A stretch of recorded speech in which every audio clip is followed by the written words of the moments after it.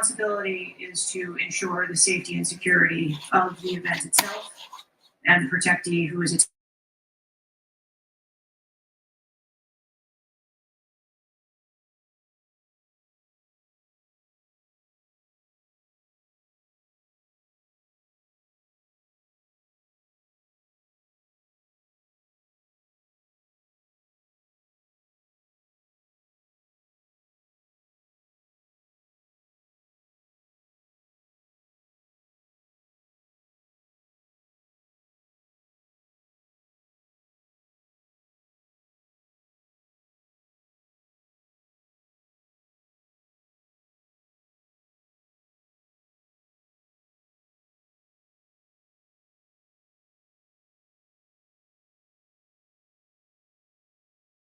threat to a foreign adversary?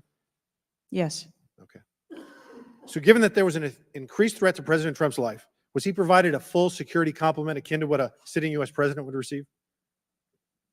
He was provided a full complement of security based on the threat assessment that we had That's not my and question. the venue. My question is, if he'd been the sitting president, would he have had the same security he had on July 13th, or would have been beefed up?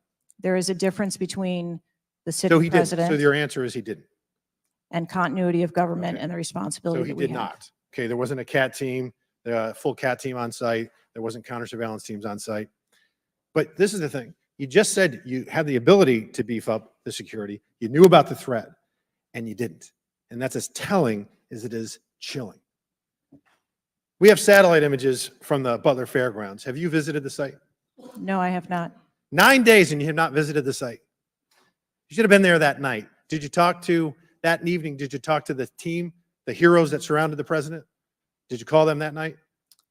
They were still operational work. So that's an answer is no. Did you call them the next day? President. Yes, I spoke with. You called them the very next day, not the day of, or was it 72 hours after? I don't know the timeline, but I spoke with Okay, them because you're under oath. immediately. I following. think it was 72 everybody. hours after you waited 3 days. What is Can you hear immediately me? clear is that there are a number of structures that need to be secured. Of these, Director, other than the first, immediate 4, what's the most dangerous site that should have been secured? Because security 101, you got to mitigate the high ground. I know you Yes. guys can't hear me, but Do you I know want what the you to watch next this. Oh my God. Most dangerous site. What was the closest structure to the president, other than the 4 immediate ones that you had your And make sure you go back and counter-cyber watch. teams on? There are a number of All of it. structures around that event site.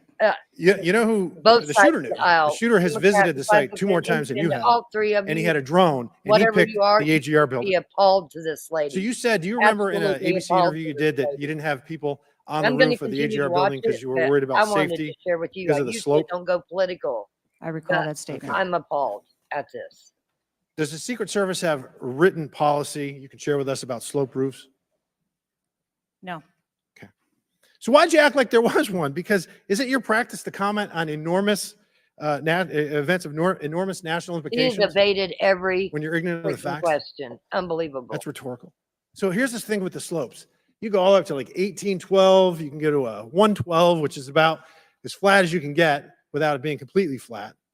And you're saying that there was a danger, safety concern there. But the problem is, Director, you put your counter snipers on a 312 roof, which is steeper than the 112. And by the way, the 112 is ADA compliant. You can build a ramp for a wheelchair on a 112 roof. So these are nothing but pathetic excuses, and they make no sense, and they're a bunch of cow dung. All the law enforcement I've spoken with over the last 9 days are amazed that the AGR rooftop was not secure. You want to know why? Because it's dangerous. I have never had any long gun training in my life. I own an AR-15, and last time I shot it one time my whole life. It was 6 years ago. That is until Saturday, where we recreated the events in Savoy, Texas. We recreated what happened in Butler. I was lying prone on a slope roof at 130 yards at 6:30 at night. And I knew that he had a scope. I didn't know what kind, red dot or magnified. So I shot 8 rounds from both. You know what the result was? 15 out of 16 kill shots. And the one I missed would have hit the president's ear. That's a 94% success rate. And that shooter was a better shot than me. It is a miracle President Trump wasn't killed. Corey Comparatori's life is over because that damn shooter made it on the roof. And it wasn't the roof that was dangerous. It was a nut job on top of the roof. You know what else is dangerous? I believe your horrifying ineptitude and your lack of skilled leadership is a disgrace. Your obfuscating today is shameful, and you should be fired immediately and go back to Garden Doritos. Mr. Chairman, I yield back. Chair recognizes Ms. Lee from Pennsylvania. Thank you, Mr. Chair. I'd like to thank the chair, the ranking member, for coming together and holding this hearing. But I have to say, I don't think any of our concerns have been addressed today. And what little we've learned has not inspired much confidence.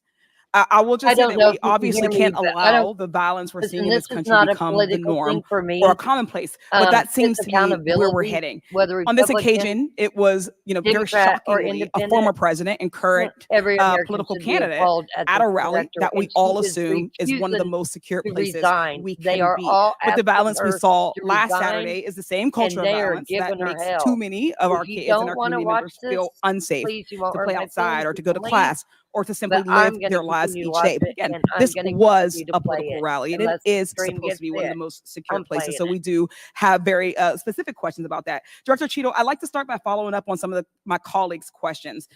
My colleagues, Mr. Krishnamurthy and Mr. Frost, highlighted a number of points that showed the shooter presenting an active threat. So I'd like to ask you, Director Cheeto, to clarify what the protocol is for postponing or canceling an event based on a threat, and how the events on July 13th didn't meet those standards. Also, I might add, So is this again, the I think we're first time talking that about the Democrats and distinction Republicans between actually agree suspicious on something? behavior This is and a not threat. just Republicans. And at This the is time that Democrats this and individual was Republicans, and you're identified, asking her they were questions. displaying suspicious behavior.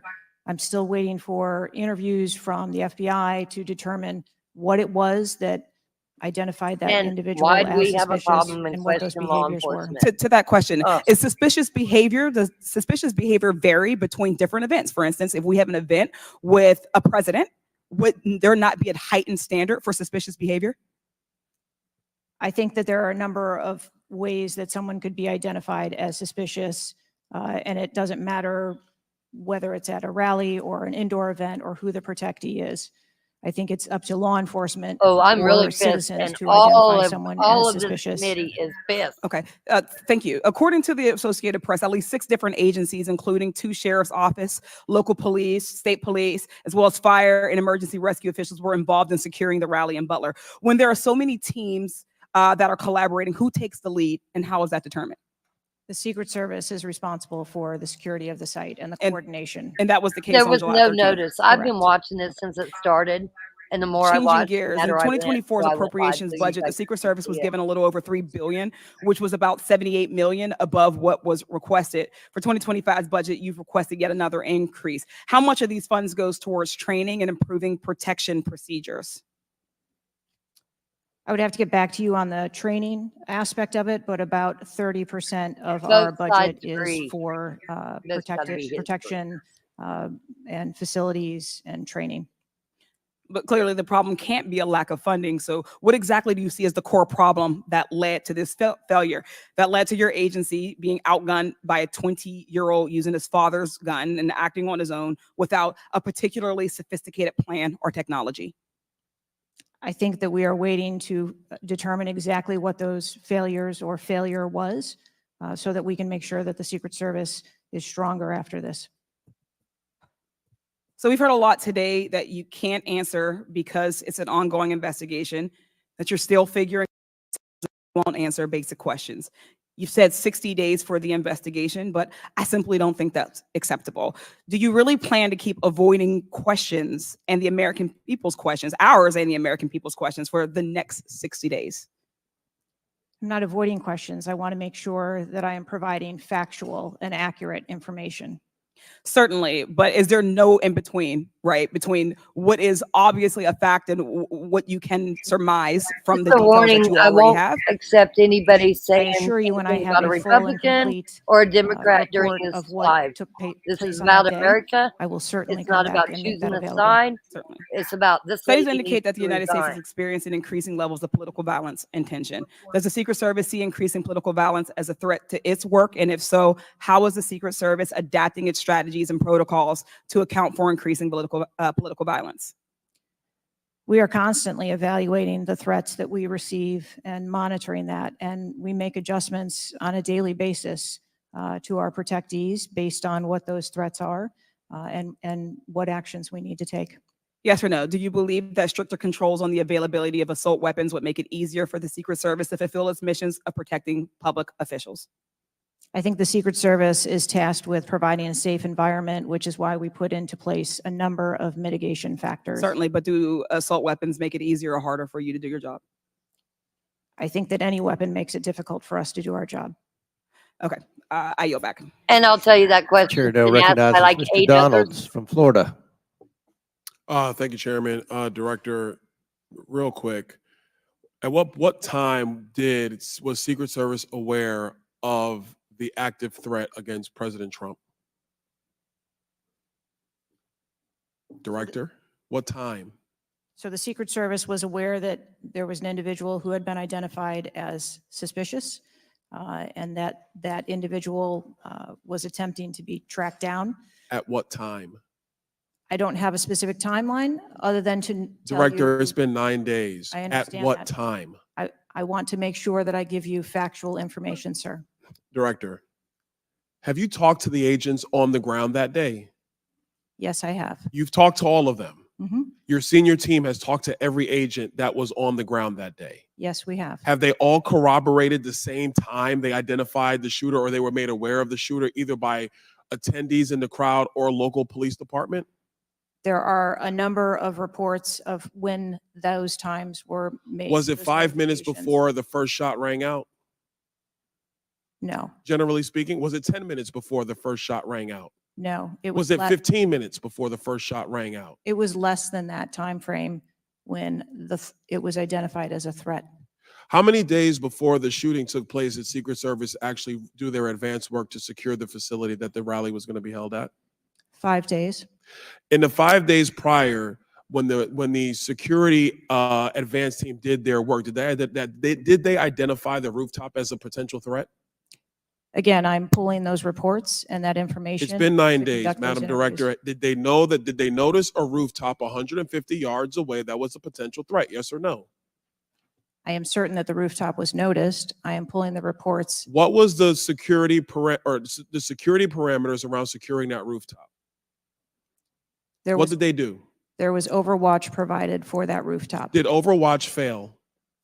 I am waiting to hear what the results of the investigation were so that I can identify where the failure was. Who did you talk to that was on the ground that day that was responsible for Overwatch? What are their names? I'm not going to provide their names in this setting. Did you talk to the people that were providing Overwatch that day? I've talked to the people that conducted the advance on that day and that were working the shift and were the counter snipers on that day. So you talked to the counter sniper team.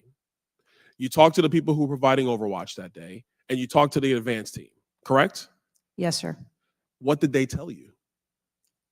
We are putting together a comprehensive report so that I can identify exactly where the gaps and the failures. When the counter sniper team was on the roof and they identified that there was suspicious activity on the roof in question, what was the chain of command's orders around the person on said roof?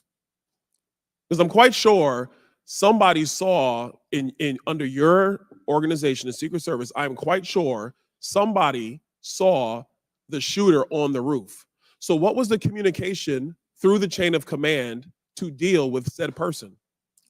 What I can tell you is that when the individual was identified by the counter sniper, they took one shot and neutralized that individual. But that was after the shooter already took a shot. Is that correct? That is correct. So what you're saying now is that the Secret Service did not see the shooter on the roof until after the shooter took a shot? I do not have all of those details at this time. If you don't have those details after 9 days, Director, then what you're telling me is that you guys didn't see it. Is that correct? I am telling you, I don't have all the details of the sequence at this time. Director, it's been 9 days. Either you have the information or you do not. Is that correct? We are still in the process of conducting interviews and an investigation. Some of my colleagues have texted me over the last couple days, bipartisan, about whether you should lose your job. And I've been quiet on that question because I wanted to see what you were going to do today. In my opinion, you do need to be fired immediately. And it is because this is gross incompetence. And the fact that it's been 9 days, and these are simple questions to answer. I'm quite sure if I asked any one of my kids if they got in trouble and I told them to give me the details, I would get more answers from them than I'm getting from you right now. And that's what's frustrating on a bipartisan basis, on a nonpartisan basis. This is a joke. And director, you're in charge. And that's why you need to go. Mr. Chairman, I yield back. Chair now recognize Mr. Goldman from New York. Thank you, Mr. Chairman. Director, I want to follow up and just understand a little bit why there is so much information about this out in the public, including some from you and your communications team, and yet you're here pursuant to a subpoena under oath in front of Congress, and you're unable or unwilling to answer some of those same questions. Can you just explain why you are answering so many fewer questions here than you have to the media? I'm answering the questions that I'm able to answer based on the fact that there are multiple ongoing investigations. But you have answered some of these questions previously, correct? To the public, to the media. Which questions? Well, did you have an interview with ABC News? Yes, I did. Okay. And did you explain the interaction between local law enforcement and the Secret Service, and that local law enforcement was responsible for securing the perimeter of the building where the shooter was? I said that the Secret Service is responsible for designing and implementing and executing the security plan, and that we rely on the assistance of our local law enforcement partners to assist us with that plan. Let me ask you something. Were you given any instructions about what you can and cannot answer here today? My ability to answer questions is solely reflective of the fact that there are multiple ongoing investigations, and I want to make sure that I provide accurate information that doesn't conflict with any of Hopefully, those they don't have to investigations wait that are for going Trump on. to tell her So she's is it your fired. view that you can't talk about anything that happened that day until those investigations are completed? My view is that I want to make sure that this committee and the American public gets correct and actual information. And so is it your view that that can only happen after the completion of the investigation? It is my view that I hope if you when the guys do investigations chatter are about this complete, that today, we will be able to share that you respond to people, because they really how need about to watch before this that? from the beginning. If I have factual information that I can share before that, I absolutely will. I'm guessing you have factual information as to when the suspicious photograph of the suspicious person was relayed to the Secret Service. There's a timestamp on that text message or whatever it was, correct? Sir, I'm sure you can understand that when you're dealing with text messages, emails, and other communications, the timelines don't always match up. Not really if they're timestamped, but let me move on. Because you have acknowledged that this was a major security failure. Is that right? Yes. Do you acknowledge that it was a major security failure not to secure the rooftop of the building that the shooter shot from? I believe at this time that the rooftop was provided Overwatch. I acknowledge that we are unaware at this time how the individual was able to access the roof. Overwatch meaning from other And the counter world's sniper or other watching, not higher just us, points. the world Correct. is watching. And so was it a failure then that when that shooter was on the rooftop, that Overwatch did not identify him before he fired his shots? This don't have the committee was timeline also of how on the phone calls with individual her and the accessed the FBI, so roof, they know the where answers, they and some of accessed the them's roof, given the answers that she or how long refuses they to were on the give. roof. Let me ask a couple things quickly. You have testified here about all the resources that the Secret Service needed to deploy to protect the NATO summit and all of the leaders here. Is that right? Yes. Did you have to rely more on local law enforcement because of the NATO summit for this event? The Secret Service routinely works with local law enforcement at every event. It doesn't matter whether it is a NATO summit, NSSE, the RNC in No, but that's not my Milwaukee. question. Obviously, there's a natural give and take as to, I'm sure, how many agents you deploy and how much you rely on local law enforcement. Did you have to rely more on local law enforcement because there were fewer Secret Service assets available because of the NATO summit? No. I hope we get answers before the completion. I don't like the fact that the media has received far more answers than Congress has.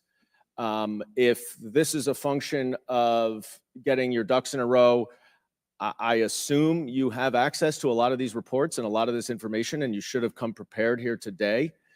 And I would just want to flag, Mr. Chairman, before I yield back, that I want to just point out one thing that my colleague from Texas was talking about when he said he recreated the shooting twice with an AR-15, and he had a 94% success rate, 15 out of 16 shots.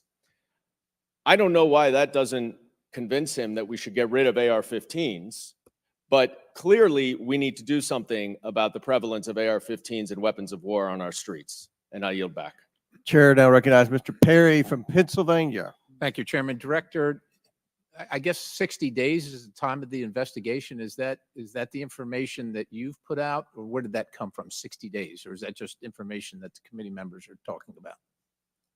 I stated that earlier today. I've asked Okay, my 60 team- days. So are you receiving regular updates? You're in charge of the Secret Service. This is about your organization, what happened 9 days ago. Are you receiving regular updates from the FBI on their investigation?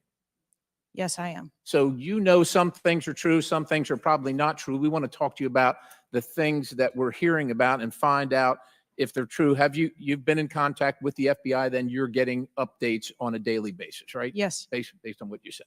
Okay, so, and are you confident that the person in question, Mr. Crooks, was the only person firing that day against the president or the crowd? Is he the only one? I'm not asking you yet if he acted alone, but is he the only one? Or can you say that with certainty to the American people?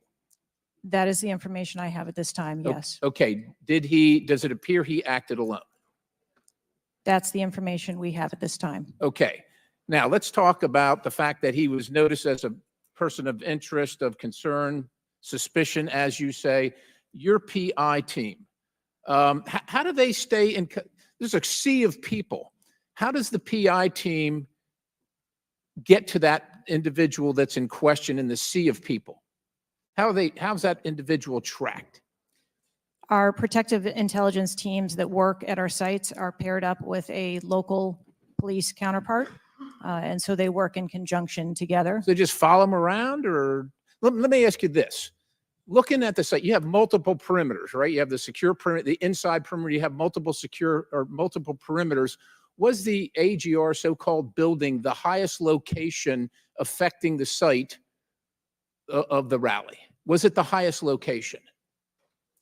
I believe the highest location at the site was where our counter snipers were. What about the water tower positioned. adjacent? What about how high is the water tower? I don't have the height on the water tower. Okay, seems like water towers are pretty high, at least in the photo. It looks like there might actually be a building right behind the AGR building that is even higher than the building. I definitely that Crooks believe in our fired Second from. Amendment right. You're familiar with cover, concealment, and defilade, right? You're familiar with those terms? Yes. So how would your sniper team or your PI team track the individual and give vectors to Secret Service on the PI team to get to that individual to question him? And how would you cover the defilade, the cover and concealment of low areas that you can't see from where your sniper team immediately adjacent to the president were sighted? How would you do that if you're not up on the high ground? So when our counter sniper teams go out and conduct an advance, they have a methodology and provide a grid system that our response teams are able to vector in if they see something that is troubling. I'm going to disagree. So I don't think when it's, Mr. if you Jordan take asked weapons about away, the then only the assets bad that were guys are going to have the requested, weapons. let me So just I ask you have to about highly assets disagree with requested. that. I Were absolutely aerial agree. And the assets Second requested Amendment for rights. this You event realize half of from this either the committee Secret owns Service or state police or AR-15s anybody else, or drone, AR-15s. manned, otherwise? Several of Aerial them already assets, were said they they requested? retried I can't what they speak to could what shoot. the Just local asking if they police were may have requested. And watch this from the conversations with the beginning. local police, They're but not I can trying tell to you that blame the it on the assets that were weapon. requested They're trying to from get the the Secret director to take Service for accountability. the site He that will not day do it. were all granted. But were aerial assets required? I didn't ask if you used them or what you used. Were they requested? Overwatch was requested and that was Aerial, provided. is that aerial? Because Overwatch could mean on the water tower or not on the water tower. Can you be specific, ma'am? I'm running out of daylight here. I understand. If you're asking me about specifics, whether or not there Is was, it not clear what I'm asking you? Were aerial assets requested by the president, by Secret Service, by anybody? Were they requested? the Secret Service, we felt that we had a good plan in place. Okay, fair enough. How about K-9 assets with bomb sniffing or explosive But there was a sniffing meeting. They've capabilities? been in a meeting with Requested. FBI Didn't and say they her were on the present. Were phone, they and they requested? know the answers. Those And requests she's were refusing fulfilled. to let They were the requested American and people fulfilled. know the answers. So was the Crooks vehicle inside any of your perimeters? No, it was not. It was not. How did you? So it was not within it was not. So what was there a device located on Mr. Crook's body to detonate the vehicle? That is the information that I have. So what would be the point of detonating the vehicle if it was not inside the perimeter?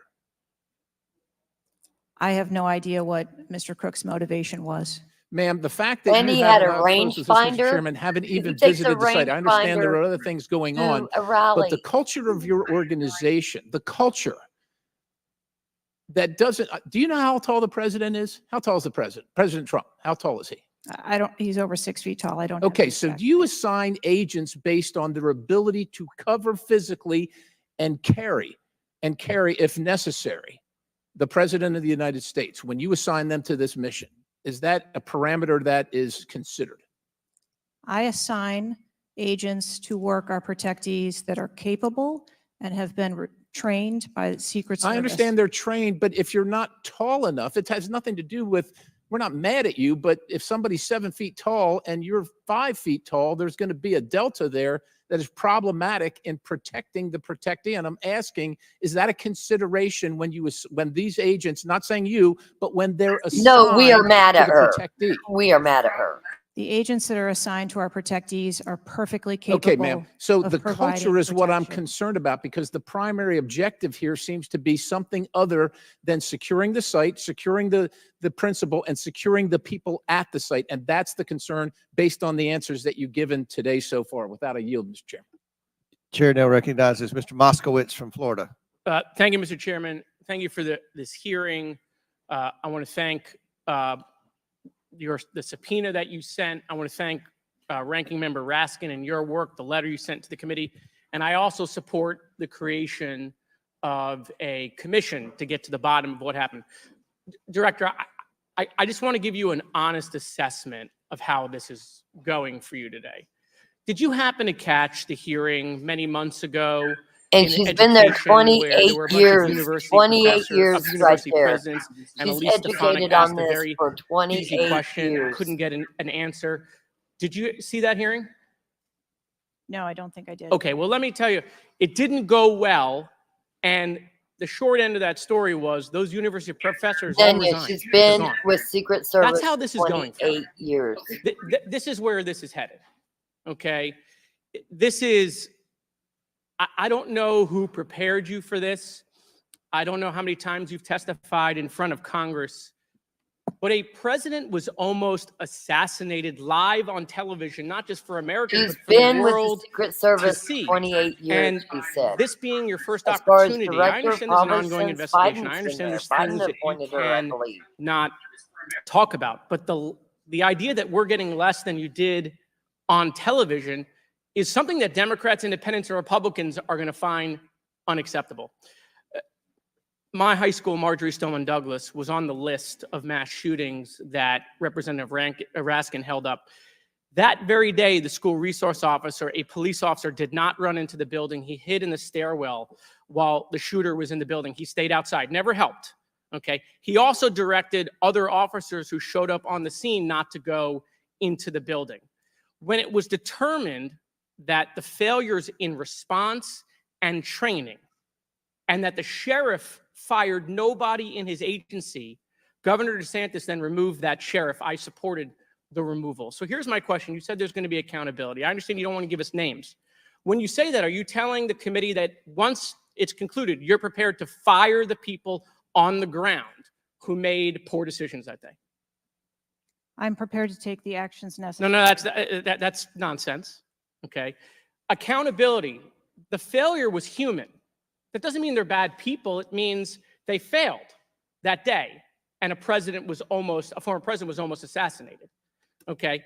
Are you prepared to fire the human failure on the ground? Yes or no? When you have the names of where those failures were, they're people. It's not like a piece of technology failed. It was people who failed that day. Are you prepared to fire them? I don't have an answer as to whether. Well, then how can there be people- accountability if you're not prepared to fire someone? And the reason why your name is going to be the person who's held accountable, the reason why members in this committee are calling for resignation, and I join in that, or for the president to fire you, is because you're saying there's going to be accountability, but you can't commit that people are going to get fired. Let me ask this question a different way. If Trump had been assassinated that day, if the gunman had succeeded, okay, would you have come and tendered your resignation? I would still be sitting here because I would want to ensure the integrity of the investigation. Totally that would move understand. forward. That's a fair answer, that you would have set up that process. But would you have had the honor to come in front of the committee and say, a former president was assassinated on my watch, there should be new leadership? I think that I have admitted that there was. No, that's what I'm asking. grave Would you have failure tendered your resignation if he had been killed? that occurred on my watch, and I am accountable for that. Okay, but would you have tendered your resignation if he had been killed? I think that I've admitted that I've taken accountability and will take responsibility. Okay. Well, let me ask I want to follow up on Representative Connolly's question, in which he asked about guns, and you were not willing to commit that makes your job harder. This is not about the Second Amendment.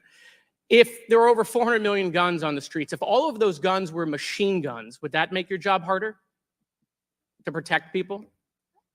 Again, I think weapons that are out there. If all make of our those job- guns were rocket-propelled grenades, would that make your job harder? Yes, sir. Yes. Okay. Thank you. Perfect. This is not a trick question. Thank you. Okay. I won't ask the other 15 things I was going to do. I was going to do drone strikes, but it's okay. So that's all we were asking. It creates a challenging environment. It has nothing to do with the Second Amendment or people's rights, but it does make your job harder. So credit to Representative Connolly for asking that question. One last thing, Mr. Chairman, and I'll conclude. You know, there was a question asked, is an Iranian assassin more capable than a 20-year-old? And I have been tough on Iran. I probably have more resolutions on Iran than almost anyone in Congress. But I can tell you it isn't Iranians walking into schools and grocery stores and movie theaters and churches. It is 20-year-olds, right? And some of them are mentally unstable. And they have access to guns. And they're domestic terrorists. Someone talked about Christopher Wray. Christopher Wray has talked about domestic terrorism. And so, yes, we collectively come together on foreign threats. And I am not at all debasing the fact that there are foreign threats here and abroad. But there are domestic threats. And we have to get to the bottom of how we stop domestic terrorism. Because it was a 20-year-old who walked into my high school and killed 17 people. He was plenty capable, and he was an Iranian. Thank you. She is Chair now recognizes refusing to Mr. step Timmons from down. South Carolina. Thank you, Mr. Chairman. Director Cheadle, we've asked you a lot of questions and haven't really got a lot of straight answers. I have intentionally created a line of questioning that I think that you can answer. So the first question is, do you agree that the allocation of Secret Service The resources FBI should has supplied correspond her with with the risk timeline, profile of any given and event? some of the members on the committee have that. They were Higher on that degree of phone risk call. at one event So they should have get it, more and resources. they're Is letting that it fair? out That is fair. when they get Okay. to them. And when two They only events have 5 occur minutes at to the ask same time questions. in the same geographic vicinity, 5 minutes. that the risk profile of each event should be taken into account, and whichever event is greater risk should receive greater resources. That is correct. Okay, So I'm going to go over the Trump event. So this was publicly announced July 3rd, Butler, Pennsylvania. The venue is an outdoor fairground, open air, no existing security. The crowd size was expected to be tens of thousands. It ended up being over 20,000. There were general and specific threats from foreign adversaries. As the chairman of intelligence remarked, Iran has said they want revenge, as well as when President Trump was in office, he made a lot of people mad, terrorists to be included all over the world. And, you know, President Trump is the former president and the future president. So I would say that that is a fairly high risk event. Would you agree? Yes. Okay, let's conversely, the First Lady. End of summer, I bet it at happens by the end of the day. Casino in Pittsburgh, just few dozen miles Biden away. It was has a dinner to for the fire Italian her. sons and daughters of I don't America. believe they can It was fire publicly her. announced I on think July Biden has 10th. to fire her. What's interesting is that the casino is actually extremely secure. They already have Not positive magnetometers on that. existing prior to this event even being announced. It was in a ballroom. And the size of the crowd, a mere 400. There were no specific threats. There may have been general threats. And the asset is the First Lady. Those seem like there's a huge disparity relative to risk. Would you agree? Yes. Okay, thank you. Multiple whistleblowers and various media outlets have reported. Does that the anybody Pittsburgh remember field me office of the reporting Secret about all Service the allocated farmers 12 that run around additional with post standers AR-15s in to their the First trucks Lady's in the event floorboard and of the 3 passenger additional seat? post standers to the Because there Trump was rally. several. Is that correct? There were Several. no assets that were diverted from the First So no. Lady's This is a very visits. simple question. I'm not asking if anyone was diverted. Did the First Lady's event that was relatively secure, especially compared to Trump's rally, get 12 assets? And did the First Lady's event get 12 assets and Trump's get 3 from the Pittsburgh field office? That's a yes or no question. If you don't know, don't answer it. I mean, if you don't know, don't The number answer of it. personnel that were allocated to both of those events were comparable to the risk at both of those events. Wow. Really? So you think that the Pittsburgh casino, 400 person in a ballroom with ingress egress through probably a very well guarded parking garage was 4 times more dangerous than a 20,000 person rally on an open field with the former president and future president? You think that that's 4 times more dangerous, the casino then? I didn't say that at all. Well, they got 4 times the resources from the Pittsburgh field office, who was likely in charge of the final walkthrough for both events. I mean, we've continually highlighted the failures of the Secret Service at the Trump rally. And, you know, you have the former and future president getting shot. You have multiple injuries, 1 fatality. And I would have to think that if we had 9 more post standards, 9 more individuals that have the training and the integration into the Secret Service defense of Trump at that rally, that I have a feeling that Crooks would have had somebody come say hello to him before he fired a bunch of shots. What do you think that's possibly true? There were significantly more assets and resources available at the former president's event than there were at the First Who made Lady's the event. decision to deploy 12 post standers to the casino where the First Lady was having a 400 person dinner and only 3 people from the Pittsburgh field office to the 20,000 person plus Trump rally? Who made that decision? There were additional Secret Service resources available at the former President Trump's event. Who made the day. decision to deploy 12 to the First Lady's event and 3 to the Trump event? The allocation of resources is decided based on the availability of personnel and their location and where they are, but there were sufficient resources What did you just that say? were given to. Did you the just say there were former sufficient president's resources? President Trump event got that shot. day. Someone got killed. There were not sufficient resources, clearly. There was And it a gap. doesn't take 27 years of experience to know that. And whoever made that decision, it probably wasn't you, needs to be fired. And then you need to resign because this is absolutely unacceptable. And you've lost the trust of the American people.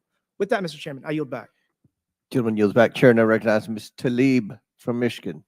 Thank you so much, Mr. Chair. Thank you, Director, for being here. You know, when we hear the headline, a 20-year-old young man with access to an assault weapon commits an act of mass violence. I mean, we've heard this before, over and over again. But the unfortunate thing is that my residents don't get a committee hearing. We have not had one committee hearing about the over 260 mass shootings that we've had, killing hundreds of people, injuring hundreds, changing their lives forever. And don't get me wrong, to many of my colleagues, I mean, I watched, and even the pool of blood, the screams, it was horrific. But it made me think about the images I saw after mass shootings at schools, grocery stores. I mean, I think of Buffalo, New York at a supermarket where a racist gunman killed 10 shoppers with an AR. In El Paso, AK-47 style assault rifle killed 22. In Florida, in Parkland, Florida, 17 students and teachers murdered, again with an AR. In Pittsburgh, at a place of faith, Tree of Life Synagogue, 11 murdered. And don't get me about Newton, Connecticut, which still breaks my heart. 26 murdered, including 20 elementary school children. This year in Michigan, we've had, Mr. Chair, 2 mass shootings. 21 shot in Detroit.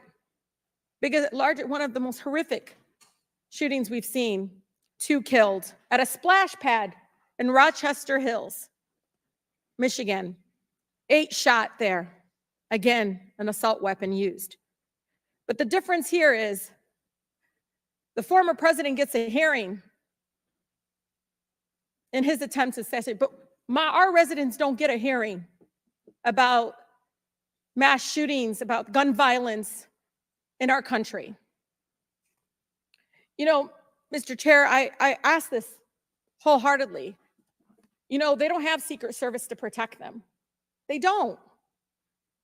I don't have these mass agencies protecting our kids in the schools or the supermarket, movie theaters, or going to a block party in Detroit. I don't have that. We don't have that. But I can't believe we're just going to focus on that and not the fact that we're hearing yet again in the headlines, a 20-year-old young man having access to an assault weapon, a weapon of war. Many of my veterans say they have to be trained to use, but he can get it, wasn't safely stored by the parent, grabbing that gun, and innocent lives were lost. Director, I know you got asked about this, and I think it's important, though, you know, for us to hear this. But how difficult is your job when there's such easy access to assault weapons in the streets? I think the job of a Secret Service agent and officer is incredibly difficult. I think the environment we deal with every day and the dynamics of the threat environment is incredibly difficult. These are brave men and women who put their lives on the line.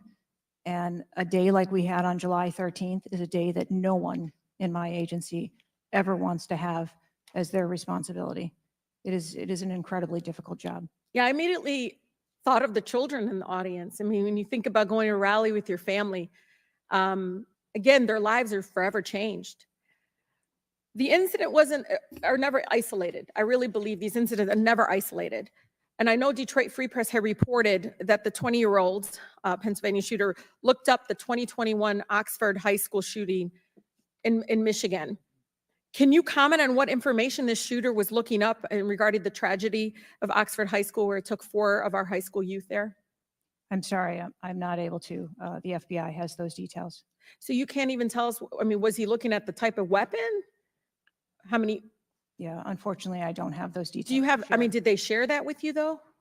I don't have the full content of what his searches were. I think that they are still in the process of examining all of his devices. Okay. Again, you know, the impact, I want to be really serious about this. The impact on our families is more than just this political rally, Mr. Chair. We have to talk about this, even if we're in disagreement. Let's talk about it, because I've seen statistics that show that we could be saving lives now if we ban these weapons of war from being able to buy it at the local store down the street. I mean, we just can't continue to allow this to happen. And unfortunately, my residents are not former presidents of the United States. They don't get a hearing. They don't get Secret Service, any of that. And even among those that are expressing the failed in the system, they just deserve better. They truly do. Thank you, and I yield. Chair now recognizes Mr. Burchett from Tennessee. Thank you, Mr. Chairman. Ms. Cheadle, the shooter was set up on the roof of the AGR International building, as we know. Was the roof identified as a potential vulnerability days before the rally? To my knowledge, yes, it was. Were agents or officers inside the building? If so, what floor were they on? We had local police officers inside the building. The roof looks like it's a tin roof. How did no one inside that building hear someone moving on top of a metal roof? I don't have the details of all of the interviews that have been conducted yet. When will you have those?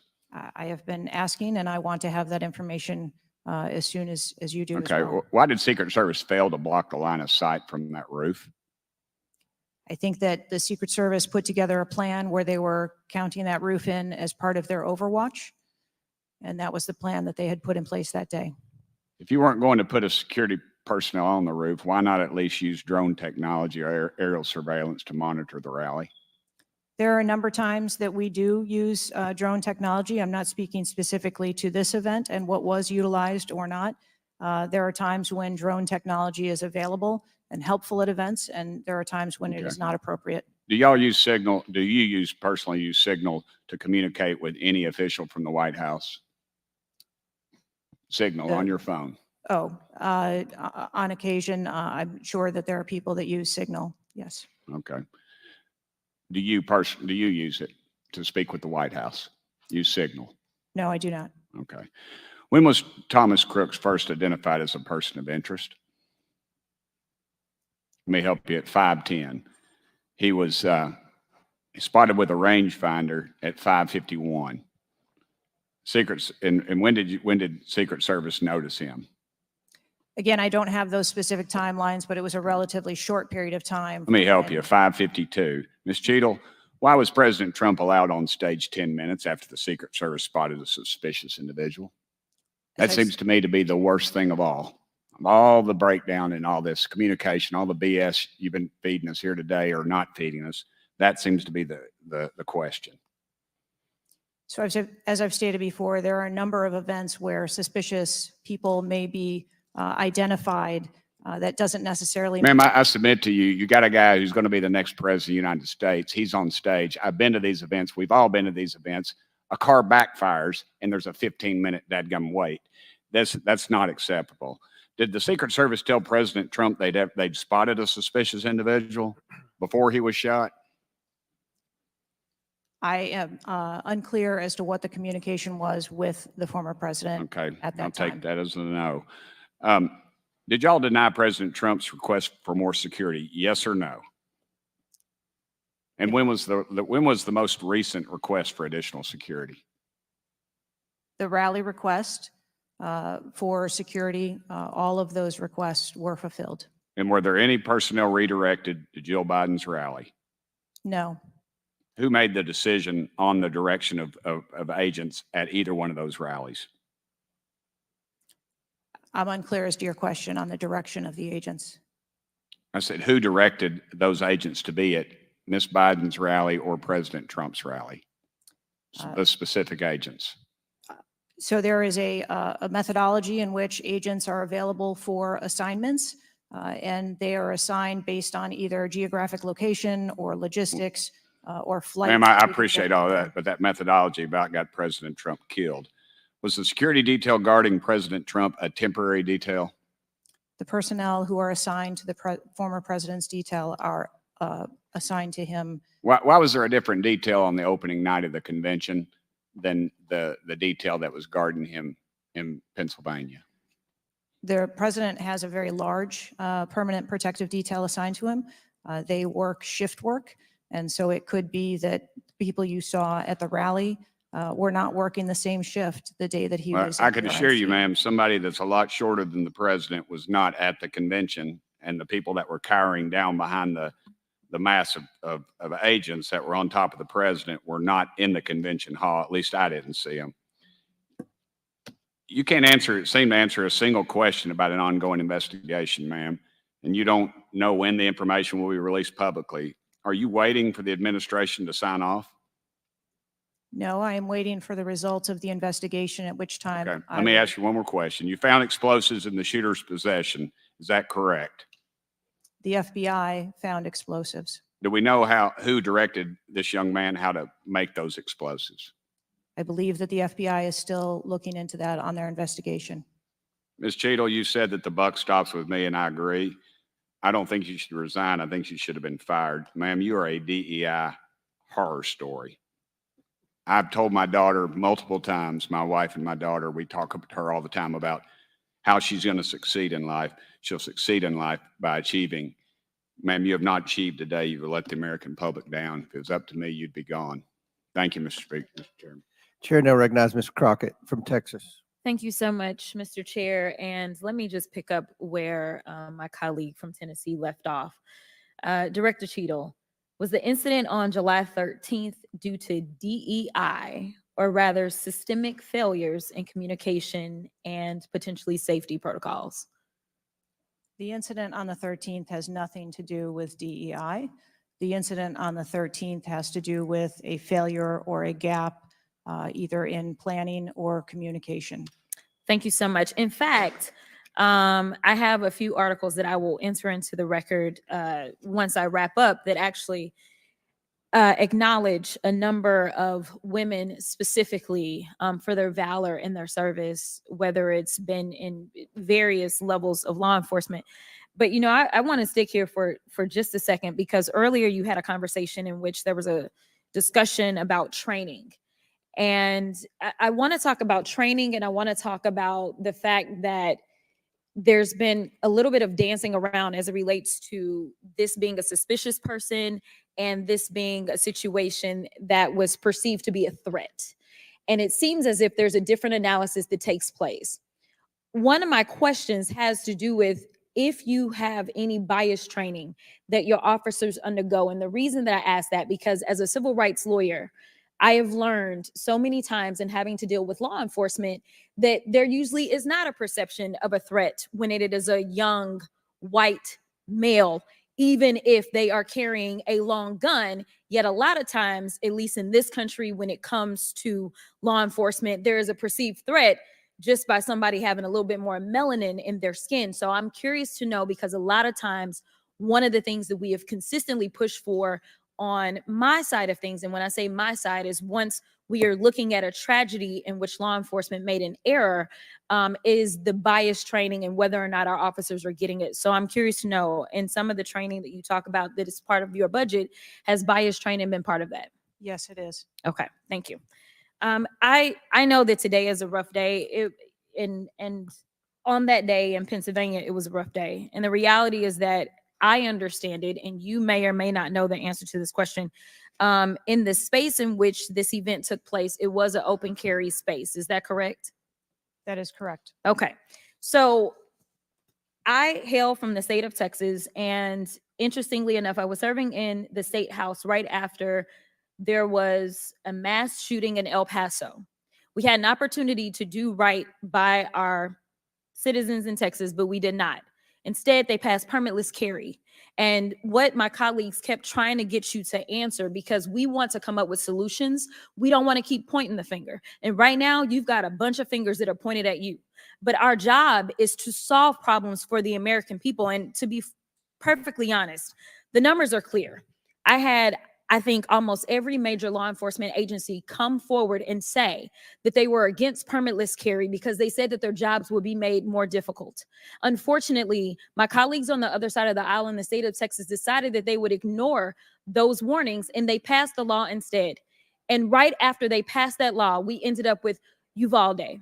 And we heard the stories of those officers that were scared to go in and save those babies because of the firearm in which that, in that case, 18-year-old had in his hands. They also were given an opportunity to say, hey, raise the age and make it to where at least you have to be 21 before you can possess this type of weapon. And they chose not to. And we have the facts. It shows, and I'll enter this into the record as well if there is no objection, deaths from firearms keep climbing in Texas decades after lawmakers began weakening gun regulations. That is from the Texas Tribune. Without objection, so ordered. Thank you so much. The last thing that I'm just going to make a point of saying is that we all care about this issue because we know that there has been a spike in violence, political violence in this country. Are you aware of the fact that the numbers are higher right now? Yes. Okay. In addition to that, and I'm going to point a little blame at ourselves, because right now you got all the fingers pointed at you. But the reality is that we have a number of congressional members that are consistently engaging in violent rhetoric, and it needs to be toned down. The reality is that people are listening and they're paying attention. But unfortunately, another thing that is happening because we're not getting answers from you today is the conspiracy theories. They have already began. Have you heard of any of the conspiracies? Yes. Okay.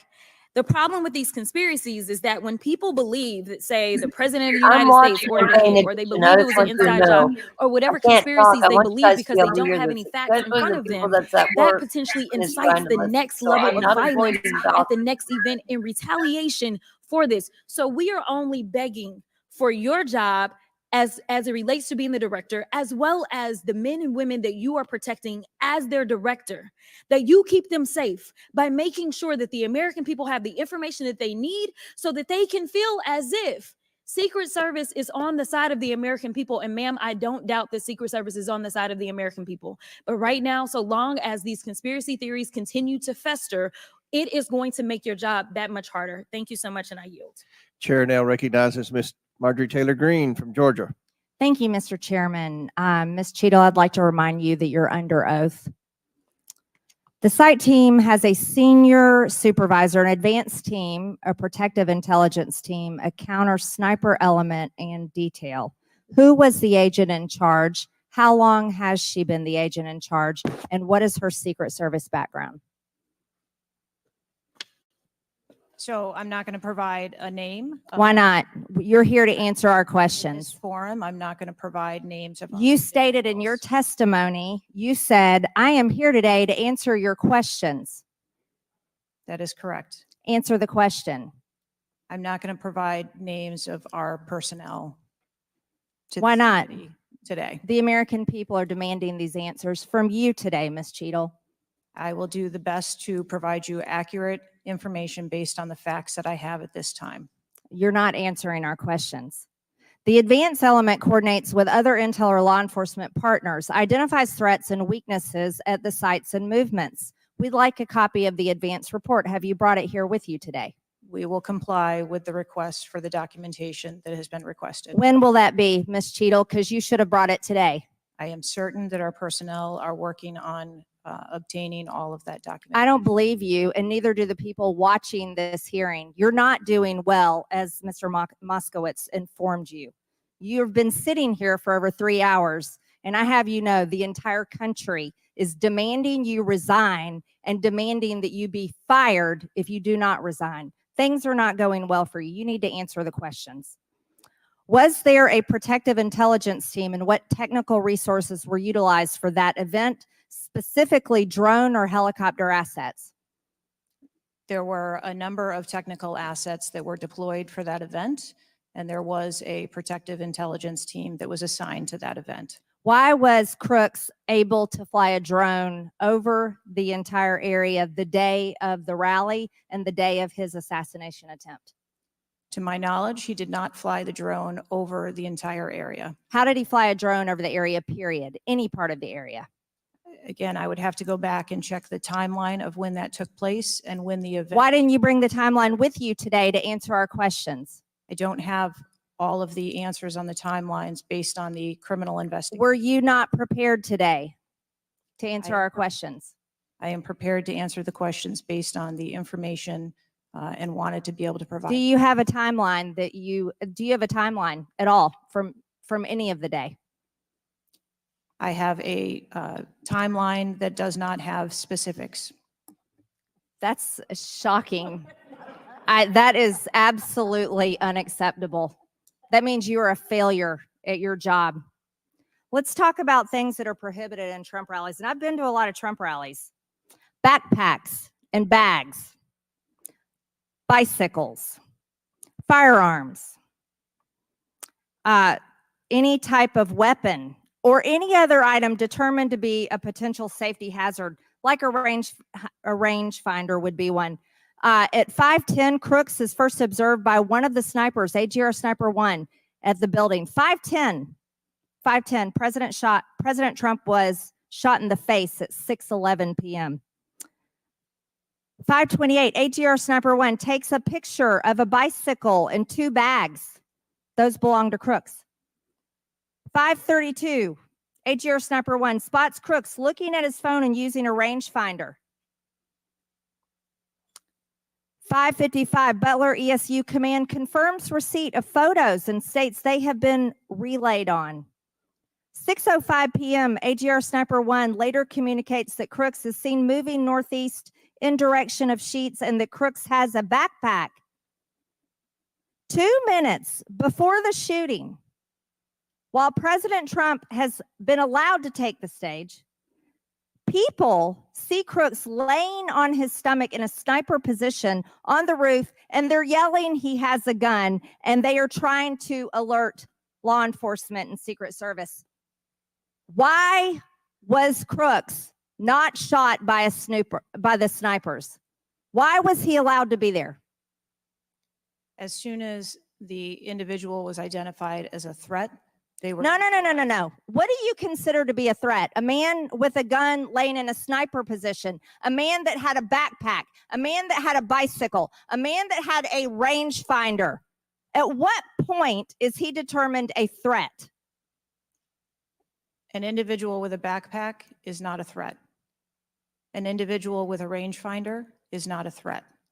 What about a man laying on a building that has direct line of sight of President Trump with a gun that people are screaming and pointing out? Is that a threat, Ms. Cheadle? Once that individual was identified, they were neutralized. No, they were neutralized. Crooks was neutralized after he shot President Trump in the face, Ms. Cheadle. Is he only a threat once he fires the weapon? As soon as the counter sniper identified that individual, they were able to neutralize them. How were people in the crowd? Okay, then let's just take it this way. People under your command did not consider him to be a threat, yet people in the crowd knew he had a gun and considered him to be a threat. That means that you are a complete failure as the director of the Secret Service, that people under your command don't perceive a man laying on a roof with direct line to the president with a gun. They don't perceive that to be a threat, yet the people in the crowd do. How is that possible? That's the last question, but please answer the question, Ms. Director. I'm not certain at this time how the information from the people in the crowd was relayed to any law enforcement personnel. No, you knew that everyone knew. The people there knew that there was a danger. They knew there was a threat to President Trump, and it was allowed to happen. Was there a stand down order, Ms. Cheadle? Was there a conspiracy to kill President Trump? Absolutely not. Then how did this happen? And why are you still sitting here not turning in your letter of resignation? Last question, but please answer, and then I'll recognize Ms. Presley. Please answer that question. That is what we are investigating to determine. We're waiting for your letter. We are waiting for your letter of resignation, and you really need to consider doing that before you leave today. Chair now recognize Ms. Presley from Massachusetts. Thank you. No one, absolutely no one should fear for their life at a political rally, in a classroom, in a faith house, or in their home. We must do something about political violence in all its forms and gun violence in all of its forms. Now, Director Cheadle, you have noted that numerous investigations are ongoing related to the Secret Service response, and that we can expect a report in the next 60 days. With the election nearly 100 days away, that is an unacceptable timeline, and it makes people less safe. It also allows my colleagues across the aisle, Republicans, additional time to spread dangerous misinformation, which also puts people in harm's way. Some Republicans have exploited this moment to continue to attack progress towards racial justice and gender equity in America. Disappointing, but not surprising. I hesitate to repeat their racist and sexist tropes, but in summary, Republicans have wrongfully and shamefully stated that hiring women and people of color hindered the response to the shooting. Now, this is part and parcel of Republican strategy to constantly attack necessary diversity, equity, and inclusion efforts, to undermine the contributions that women, people of color, the disability community, and others make to this country each and every day. And it is disgraceful. In the wake of gun violence and tragic loss of life, Republicans are ignoring solutions like gun safety reform and instead trotting out sexist tropes. Can't say I'm surprised. I ask unanimous consent to enter into the record reporting from CNN titled "Right-Wing Media Figures Blame Women in Secret Service and DEI for Security Failure in Trump Shooting." Without objection to order. This article quotes members of Congress and others that plainly accuse DEI and the hiring of women as a liability for the Secret Service. Women have been an integral part of the agency since 1971 and are held to the same standards as their male counterparts. To use them as a scapegoat during a time of crisis is shameful and it is dangerously divisive. In fact, based on recent publicly available demographic data of the agency, the largest demographic groups among special agents are white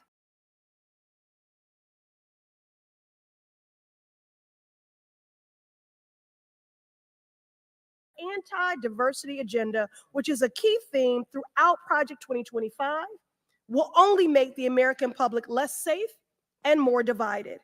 And every day, Director Cheadle, that you fail to give us answers, they are given more oxygen to make their baseless claims that women and people of color are responsible for tragic events.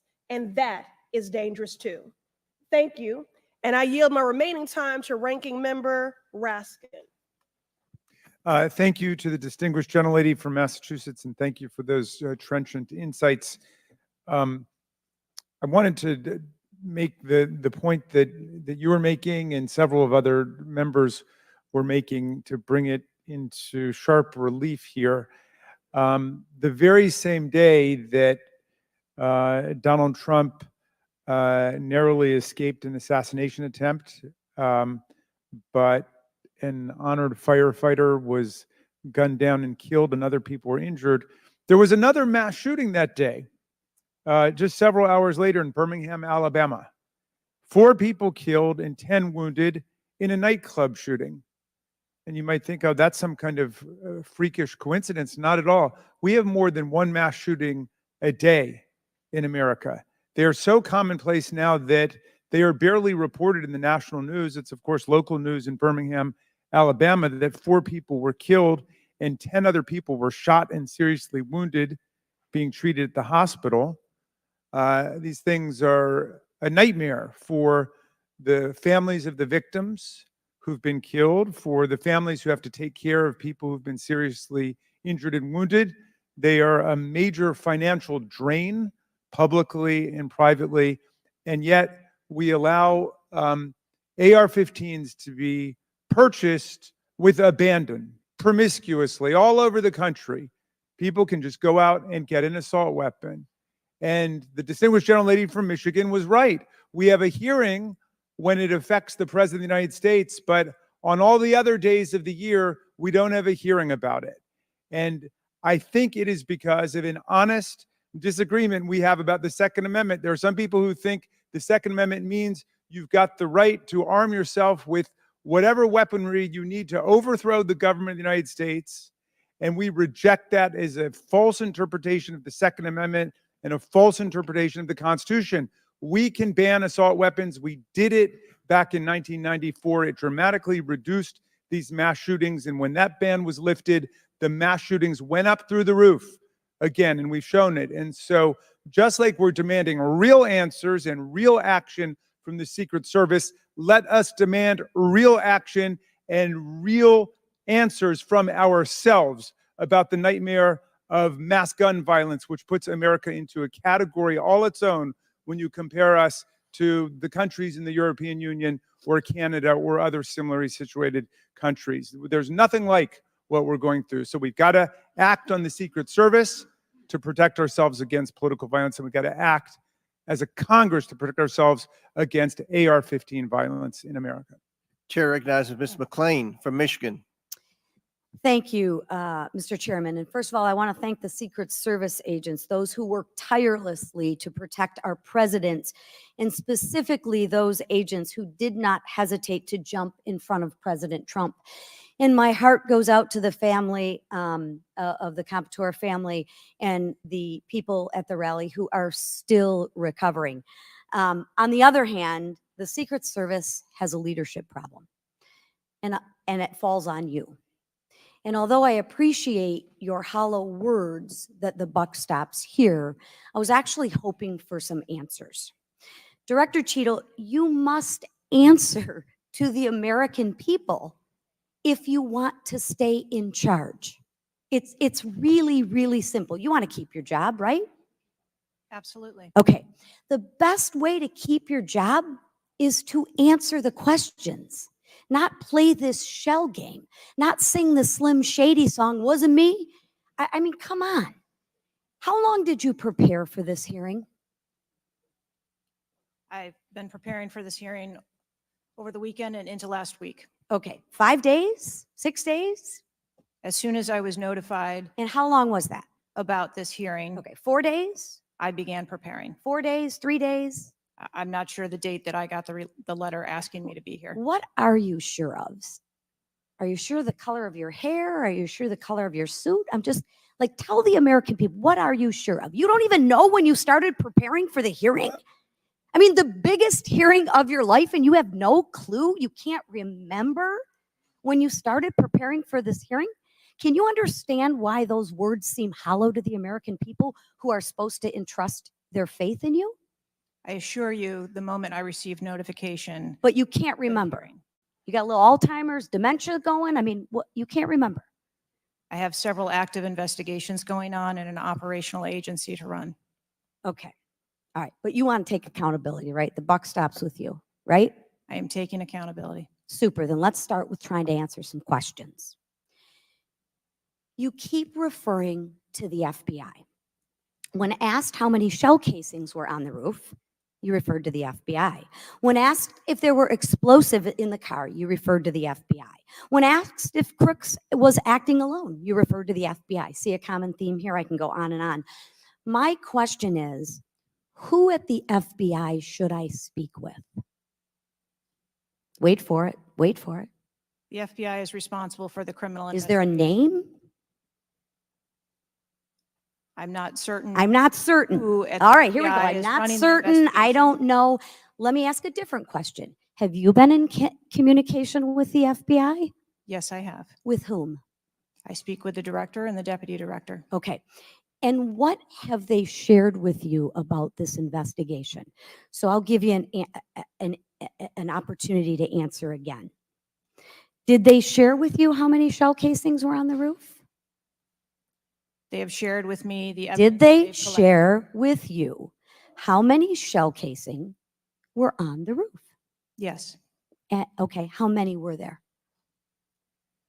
I would refer to the FBI for their How investigation many were there? and their information that they need to share in their investigation. So they've shared the information with you. You just don't want to share the information with us, correct? We have concurrent investigations that are going on. So they have shared this information with you. You know the answer to the question. You just refuse to answer the question from the member of Congress who has subpoenaed you to be here.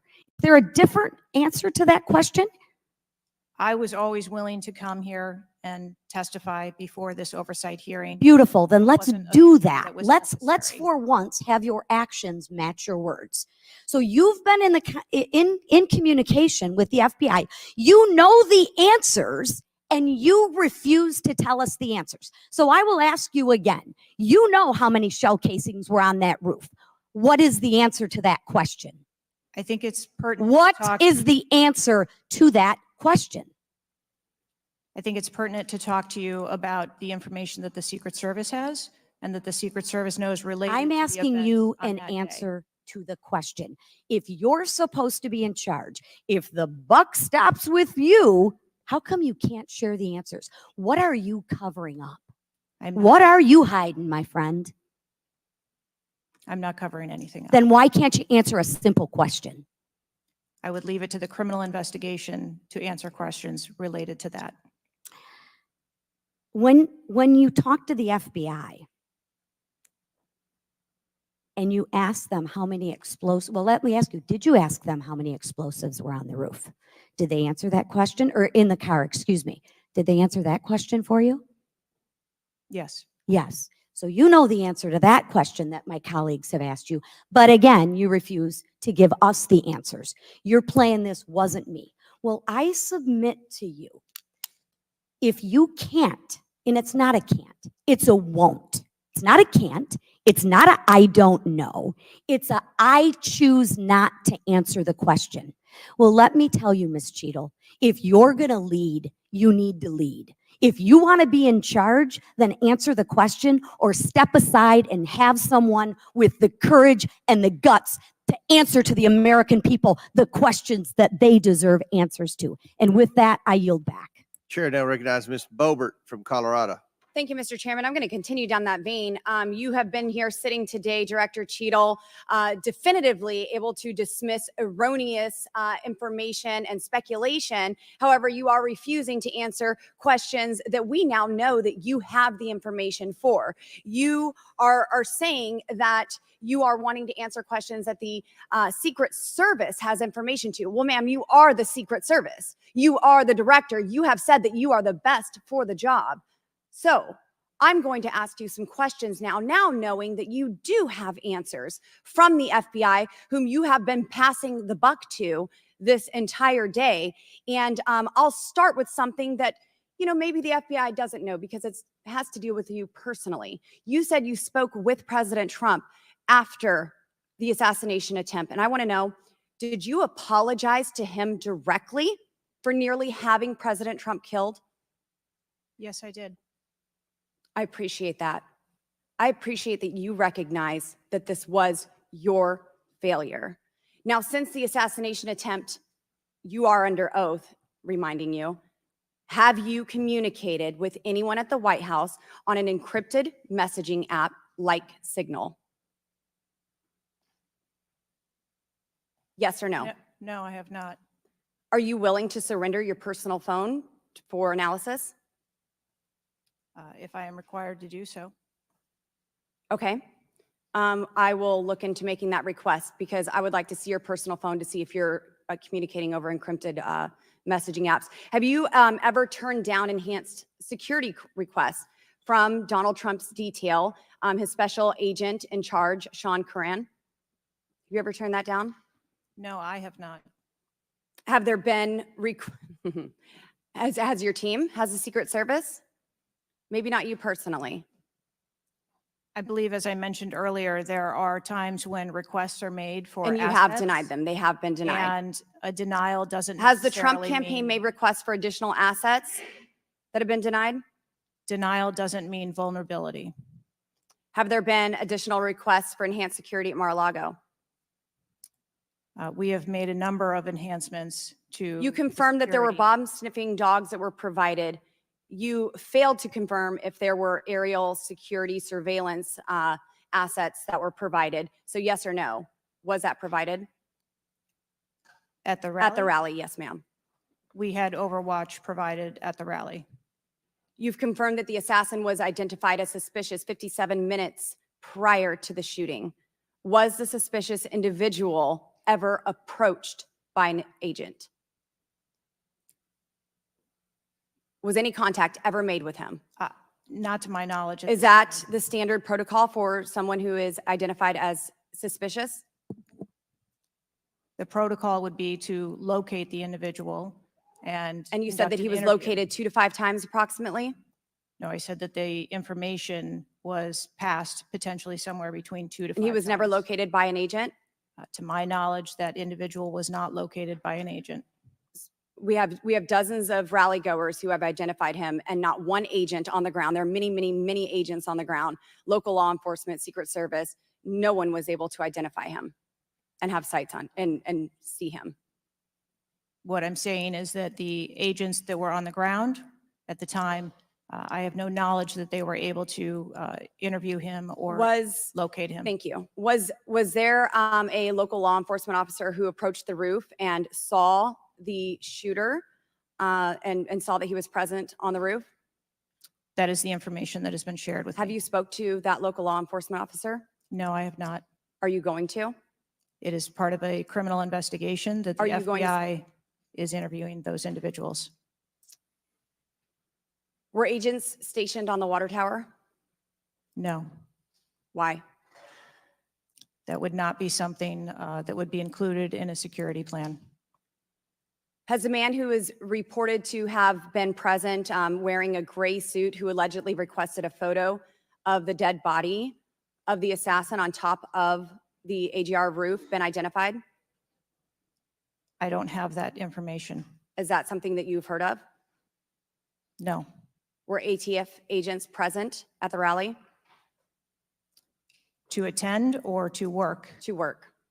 not to my knowledge. How long did the counter sniper have crooks in his sights before the shooter opened fire on President Trump? I don't have that specific timeline. Will you be able to tell us if he communicated with other agents on what he was seeing through his sights? Once I have that information, absolutely. Because we need to know why he waited for multiple rounds to be fired at President Trump before the threat was neutralized. We need to know if he was given an order to hold fire. Now, it's you've excused the roof of being unmanned because of the slope of the roof. Do you continue to assert the slope of the roof as a credible reason for leaving this position undefended?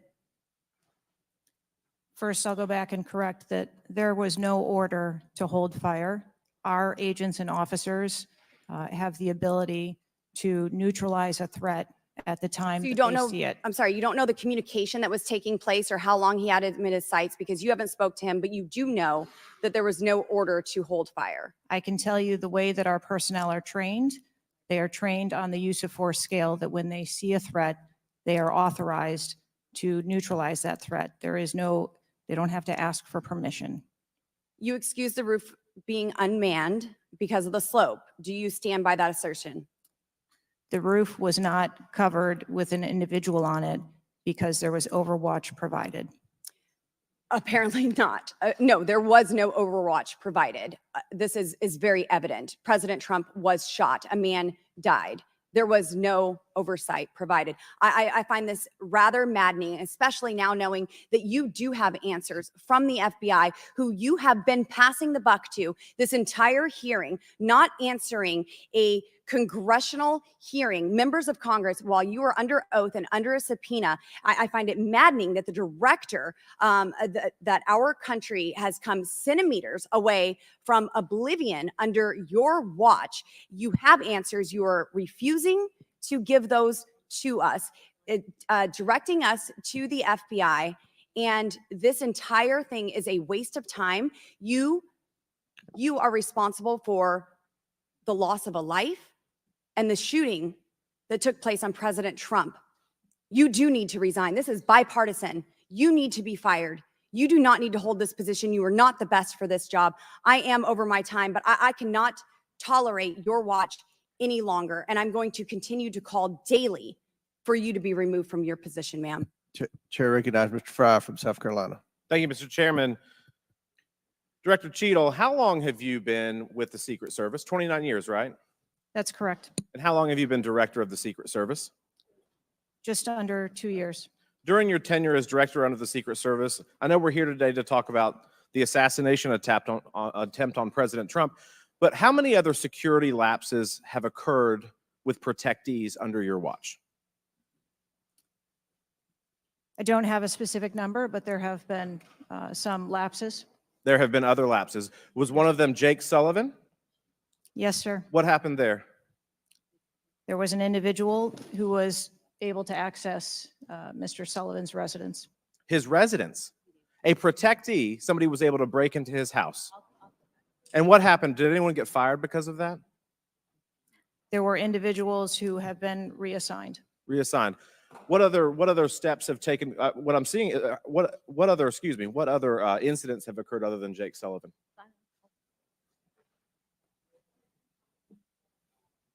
Was there an issue with the Secret Service agent and Vice President Harris? I would not call that a security incident. Well, it seems to me, I mean, you have security lapses with President Trump. You have security lapses with Jake Sullivan. You have issues with your personnel related to Vice President Kamala Harris. There seems to be a repeated theme here. Would you not agree with that? I think that we are talking about separate categories of incidents. Well, I would disagree with that. I think there's a repeated theme when you've got protectees and you're not upholding your core mission. Let me ask you something else. Does the Secret Service routinely record communications between and amongst detail? Radio communications? Any communication?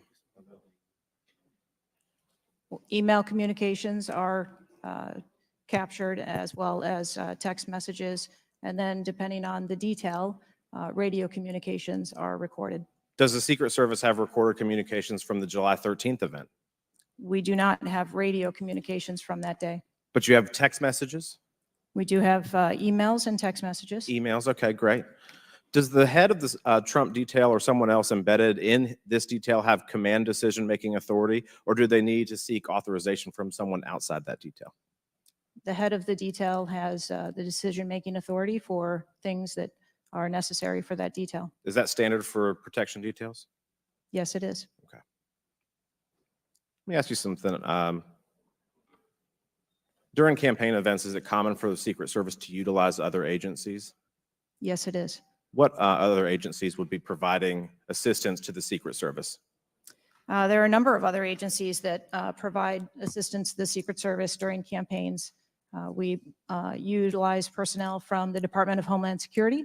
We utilize personnel from the Department of Defense, and we utilize local law enforcement partners.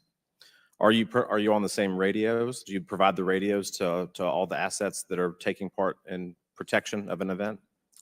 We provide radios to the personnel from the Department of Homeland Security that are assisting us. But not local law enforcement? Local law enforcement is working on their own radios. Are you on the same frequency?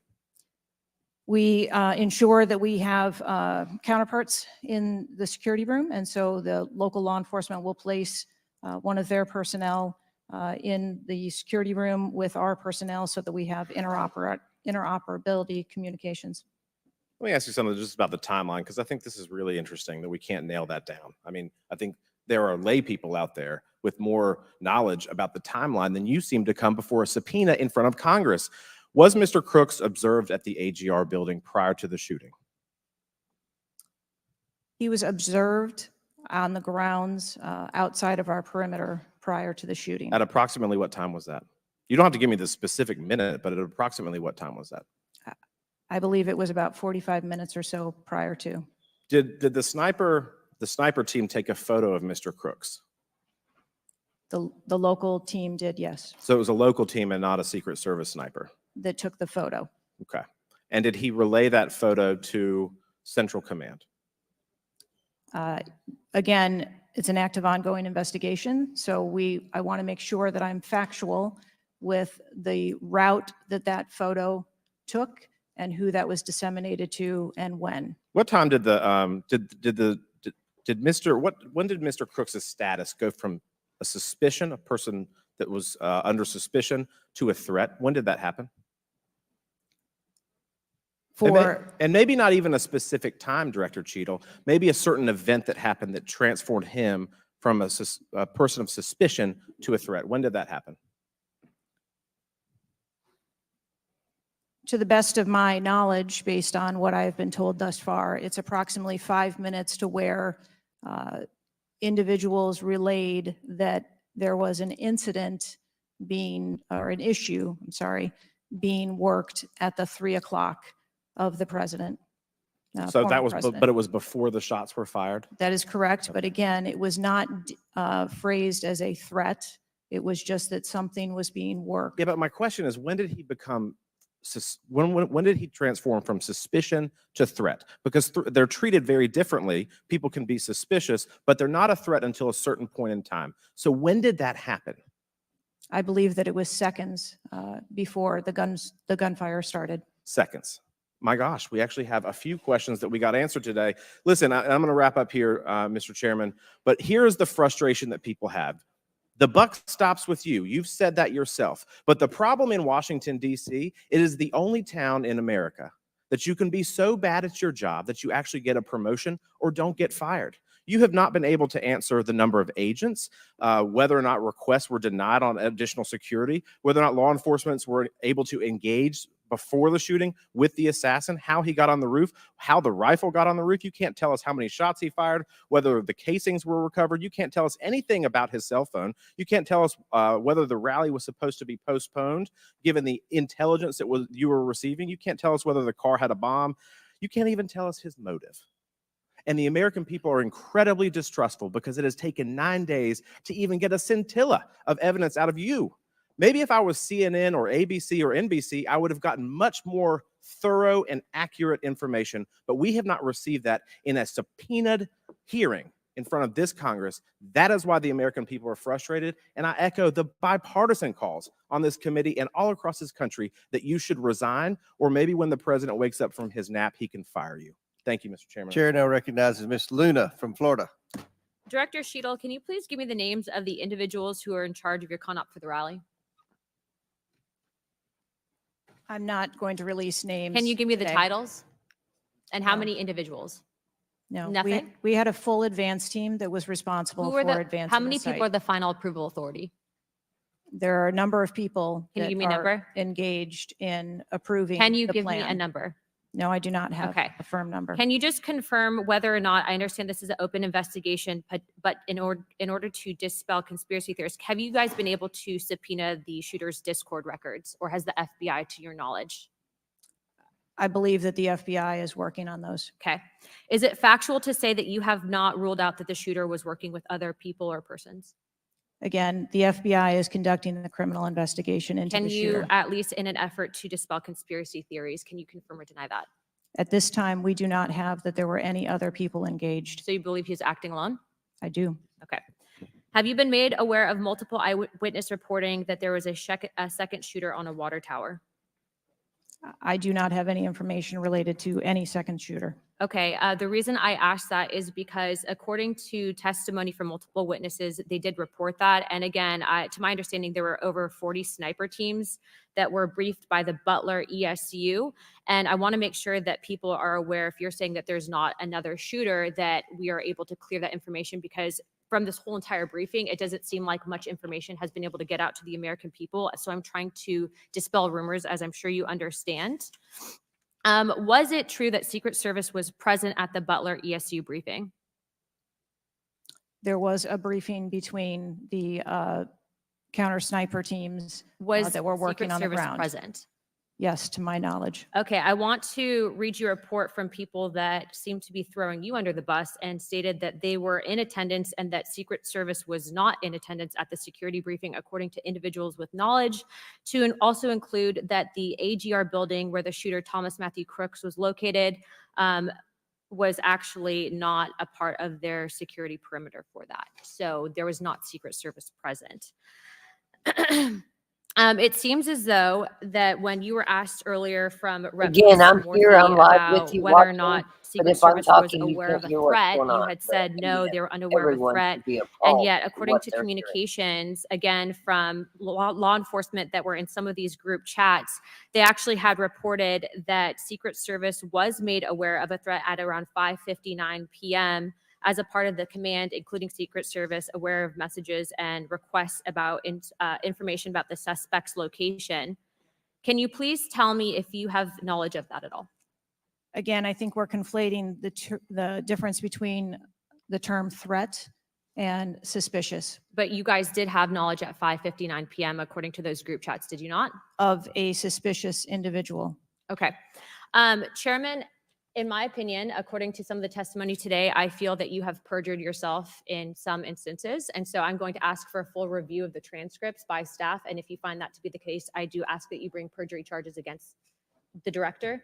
I will say this, it is very frustrating, and I've talked to my colleagues and we've said it to your face, that you have been up here basically stonewalling our ability to get the answers to the American people.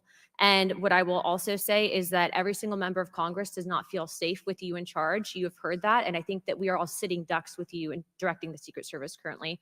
But more importantly, it sends a message to our adversaries that we are not protected. and we are one of the strongest countries in the world. So you have essentially made us a less safe country because of it.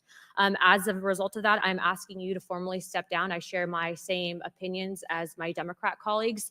And I also think that your efforts to bring forward a full investigation and report in 60 days is unacceptable.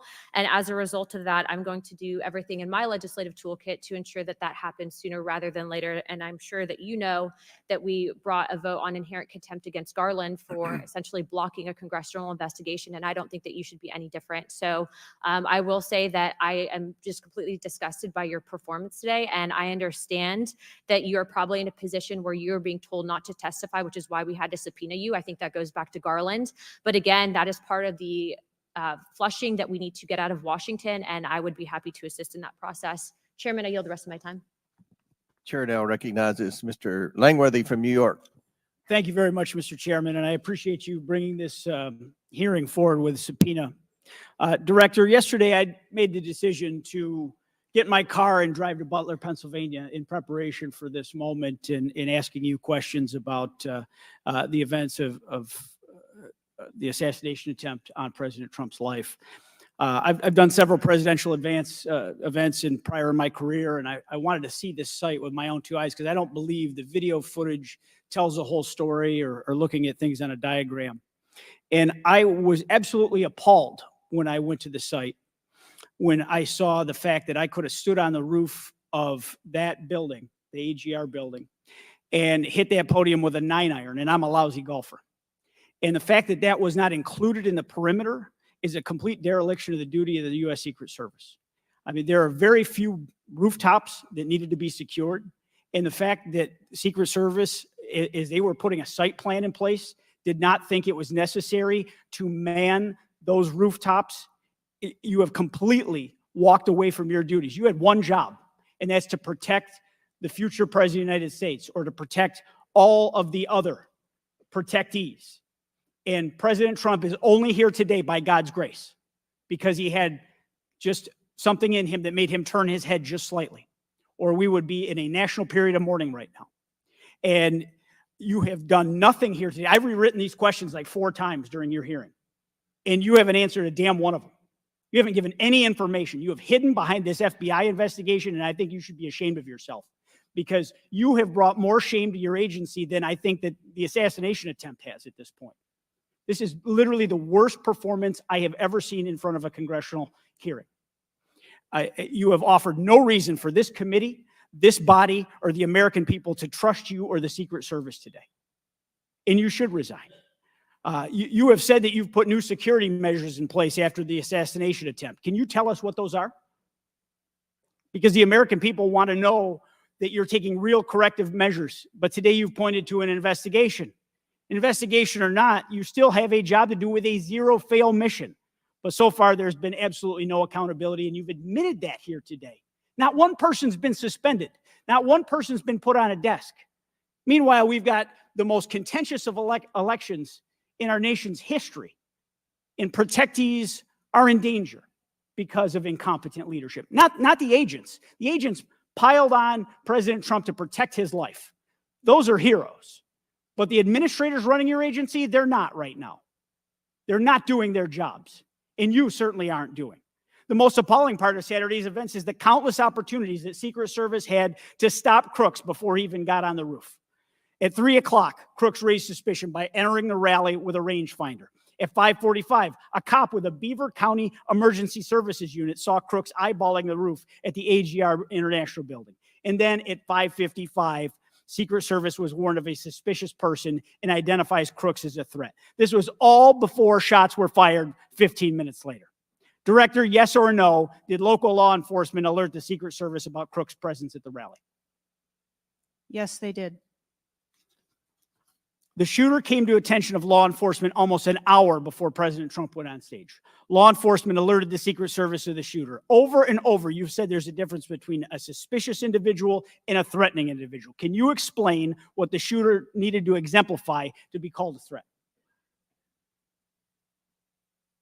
So I'm not clear as to what identified him as suspicious to the individuals who originally clarified him that way.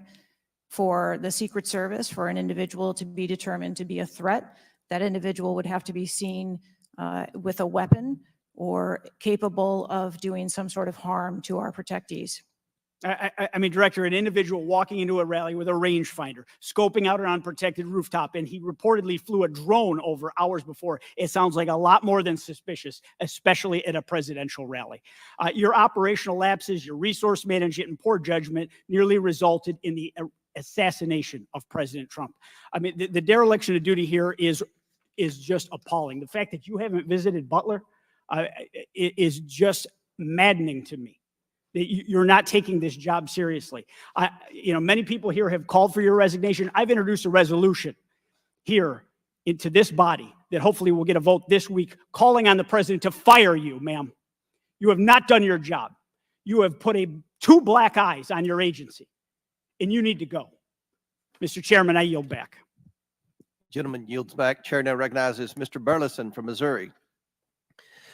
Director Cheadle, I just want to kind of get an idea of what you can answer, because outside of what the FBI is responsible for, you have full responsibility for the Department of Secret Service. So the question is, what is the mission? Who defines the mission? Our mission of the Secret Service is to protect the president, the vice president, their immediate families, presidential candidates, the former presidents, and those by executive order. And we also have an investigative mission. And those are well defined. Yes, they Everyone within the agency understands the mission. Yes, they do. What about protocols and standards? Who defines the protocols and standards?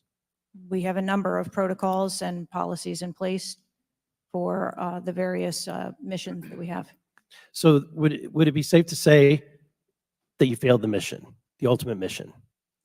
I have stated repeatedly here today that there was a failure. What about specific failures within protocols and guidelines within the agency? Again, I am certain that the investigation that is being conducted internally as well as the external investigation. You said earlier in the hearing that there was either a communication, there was errors in communication or in operations. Could it be both? In both errors in operational decisions and errors in communications? I think the investigation potentially could identify both. So I want to talk about communications. Representative Boebert asked earlier about using encrypted apps that you said you've not used, I guess.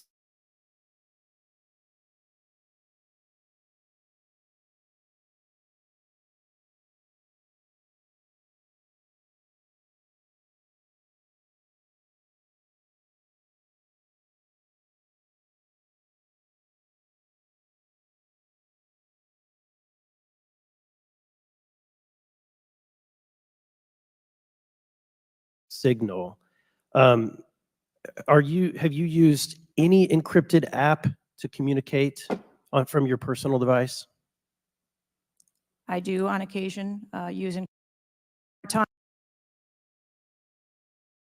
times that the Secret Service, when we work internationally with some of our partners, that they don't have the same texting capability. And you're not able to do that with your government issued device?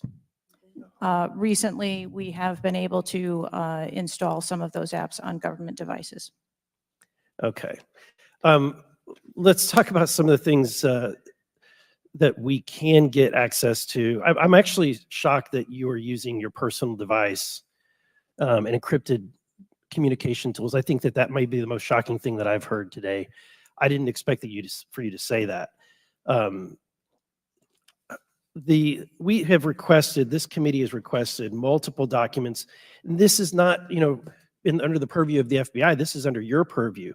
We requested a complete list of all law enforcement personnel, including Secret Service, Department of Homeland Security, local law enforcement with the roles in protecting the president. And we requested that for us to receive that by July 18th. Did you provide that? I believe that our agency is in the process of collecting all documents. So you did not, you have not provided it. How long does it take to determine who the personnel were that were on site? We are collecting a comprehensive list of all the documents that have been requested. We also requested all the audio and video recordings that your agency, not the FBI, but your agency has in possession related to the event. Did we receive those? Have you provided those at all?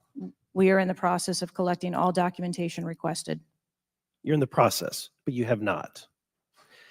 Any memorandums or any internal communications related to the event? We requested that you provide that. Have you provided any of that? We are in the process of collecting the information that has been requested. Okay. So when can we expect to receive these documents? How long does it take to determine who was on site, who was being employed to be there to protect the former president? When can we expect that? How many days does it take to provide that information? We want to make sure that we have a comprehensive accounting of all of the documents that were engaged in that day, and we will make them available as soon as possible. I think transparency is the key here. It's shocking to me that we are communicating in a encrypted app to colleagues. I'm almost certain that violates some federal laws. I would like to clarify, you didn't ask me whether my communications were government work related or whether they were personally related. You're communicating I with don't colleagues. Communicate government business with colleagues on a personal device. I communicate on my work device. Are you using an encrypted device on your work device? I am not. No encrypted apps. No, I do not. Okay. Thank you, Mr. Chairman. Chair now recognizes Mr. Waltz from Florida. Thank you, Mr. Chairman. Madam Director, please, I'd like to direct your attention to this video. And I sincerely appreciate the clarity on this. Can we turn up the volume, I staff? just want to ask you, because this has popped up. Republican Congressman Mike Walz, he said on social media on Saturday, and I'm going to read this for you because it does talk about you, Secretary. I have very reliable sources telling me that there have been repeated requests for stronger Secret Service protection for President Trump denied by Secretary Mayorkas. Your department has already pushed back on that, calling that absolutely false, but he is putting this on you. Can you respond to that, please? Well, that is, yeah, that's a baseless and irresponsible statement, and is one that is unequivocally false. Director Cheadle, did you speak with your boss, Secretary Mayorkas? You fall under DHS. Did you speak with him on the 14th, the day after? Yes, I did. So you spoke with him before he made that statement? I spoke with him immediately following the incident. Did you inform him that all requests for additional resources for President Trump had been fulfilled? Or that it was false to say they had been denied? I informed him that the request for that rally that day had been fulfilled. Okay, you continue to answer that very carefully, because I made a broader statement. The agents that came to me made a broader statement that his permanent protective detail for years now have been asking for more. Is that correct? I do not have specific incidents of those requests. Is it correct that they've been asking for more? I have heard the same reports that you have. Without having them in front of me, I am unable. Those requests are made in writing. I mean, the agents are telling me they make them in writing. This isn't a verbal agency. Things are made in writing. I understand what you're saying. I don't have those requests in front of me here. I'm not asking if you have them in front of you. Are you aware that they were made? As I said earlier, there are times when requests are made, and depending on the availability of assets, or if there is a way that So there were times when they were denied. if there is a way that vulnerability can be mitigated in a different way, then that is why the So there are Secret Service- times when they were denied That is for a variety of reasons. That is why the Secret Service has a multi-layered and multifaceted security plan so that we can pivot if So we need to. in the wake, I mean, in the immediate 48 hours of an assassination attempt on a former president, could be the next leader of the free world, almost had his head blown off. Your boss says that's irresponsible and false to say things are denied. And you had talked to him. So did he just make that on his own, make that up on his own? Or did you tell him that? We were speaking about the requests made at the rally. Staff, can we show the next slide, please?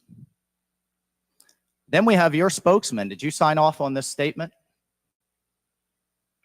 That there's an assertion that a member of the former president's team requested additional security resources and those were rebuffed. This is absolutely false. In fact, we added protective resources and technology and capability as part of the increased campaign travel tempo. But next slide, please. Next slide, please, staff. We have the Washington Post article that then says we now have senior Secret Service officials saying there were at times when it was denied. So which is it? Again, there have been a number of conversations going on here. Did you sign off on that spokesman's statement? The spokesman's statement, I believe, was related to requests that were made. Did for you the sign rally. off on it? For the requests that were made at the rally. Did you Yes. sign off on the statement before it went out? I sign off on my press spokesman's statement before they go out. I would hope you would in the wake of an assassination attempt. Yes. You did. Mhm. Categorically false that any requests were made. You signed off on it. Thank you for that. Thank you for that clarity. Madam Director, how many press conferences have you held since the assassination attempt? We have put out press releases. How many press conferences have you held? Gone to the mic, taken questions from the public, from the media? How many? I have not held any. How many has Secretary Mayorkas held? I don't. 0. How many has the FBI held? 0. How many has the Department of Justice held? I know you know the answer. I believe there was a press conference in Butler after the incident occurred. By local law enforcement, not by you and not by the Department of Homeland Security. So this is how misinformation flies. I mean, in the darkness, in the absence of information. Now we have 9 days later before a congressional committee, we all represent almost 1 million people, and you still don't have answers. Are you aware that national news anchors are saying this was a hoax? On national television, they're saying, no, the president wasn't shot, it was flying glass. Are you aware of that? I have not heard those reports. Are you aware that, I mean, there are rumors rampant online that there were multiple shooters? Yes. Are you aware that because the shooter had overseas encrypted platforms in Belgium and New Zealand and in Germany, that a lot of people are speculating there could have been foreign involvement, logically? Are you aware of that? Yes. And have you done anything to disabuse any of these notions today? No, you haven't. Madam Director, I would fire you, regardless of the failure. I would fire you just how you've handled it since. You should have been the first to the mics to say, America, world, I want to assure you we're going to get to the bottom of this. I want to assure you full transparency. Our agency clearly had major gaps here, and I want to personally take responsibility and accountability. You should have been the first, standing alongside Secretary Mayorkas, and I would even go so far as to say have daily press conferences, updating everyone on what we know. But you haven't had any of that. What are you hiding behind? I am not hiding. Because you're making the situation worse. I think you've heard that on a bipartisan basis here. You are making this situation far worse in the absence of information. Let's move on. This is truly astounding. I want to be clear because you keep dodging the issue. Has President Trump's permanent protective detail requested additional assets over the last few years? He is clearly not your average former president. He's not Jimmy Carter in an old folks home. He's not President Bush painting out in his barn. He has multiple residences, a lot of rallies. He's very publicly engaged, and he has a foreign threat in addition to domestic threats. Have they requested additional resources? That's the last question, but please feel free to Thank answer, Director. We have continued, as I stated earlier, to increase over the past year the assets that are at the former president's residence and supplied to his detail. Mr. Chairman, if I could just ask for one more indulgence. It is clear you have not been to Butler, Pennsylvania. Leaders lead and should be on the ground. You have not been there. Instead, you went to the RNC, but you weren't originally even going to go there. Where were you originally scheduled to go besides the RNC, a national special security event? I was always scheduled to go to Mr. RNC. Chairman, I would like to enter into the record that the director was scheduled to go to Aspen, hobnobbing around with, I don't know what liberal elites go to Aspen. That was where you were originally Without scheduled to objection, go to order. speak at a forum. I was scheduled to go to the RNC. I was going to leave the RNC for 24 hours and return back to the RNC. I hope, as your predecessor, Julie Pearson, with a security incident on the White House and under the Obama administration and Reagan's Secret Service detail lead, I would hope you would have the dignity for the sake of the agents in the service to resign. Gentleman's time's expired. Thank you. I'd like to enter a few things into the record. First of all, the remaining articles that Mr. Biggs was wanting to enter into the record without objection, so ordered. Next, I have a written statement from Representative Mike Kelly of Pennsylvania. His district includes Butler, and he has a written statement that we'd like to enter into the record without objection, so ordered. A bipartisan 114th congressional report titled United States Secret Service, an Agency in Crisis. This was prepared by former Oversight Committee Chairman Jason Chaffetz and former Ranking Member Elijah Cummins. And lastly, the issue subpoenaed compelling Director Cheadle's appearance at today's hearing without objection, so ordered. That concludes our question segment. I want to thank the Director for your testimony today. I now yield to the Ranking Member for closing remarks. Thank you very much, Mr. Chairman. And Director Cheadle, I also want to thank you for your patience over the course of what must have been a very long and trying hearing for you. It has been an unusually encouraging hearing and an unusually depressing hearing. And what's encouraging, Mr. Chairman, is that we came together to issue a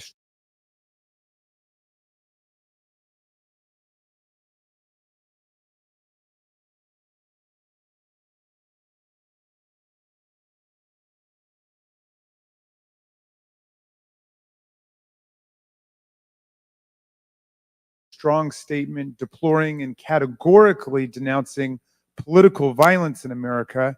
And I also didn't see any daylight between the members of the two parties today at the hearing in terms of our bafflement and outrage about the shocking operational failures that led to disaster and near catastrophe on July 13th, 2024. What is depressing is the extraordinary communications gap between the Director of the Secret Service and Congress.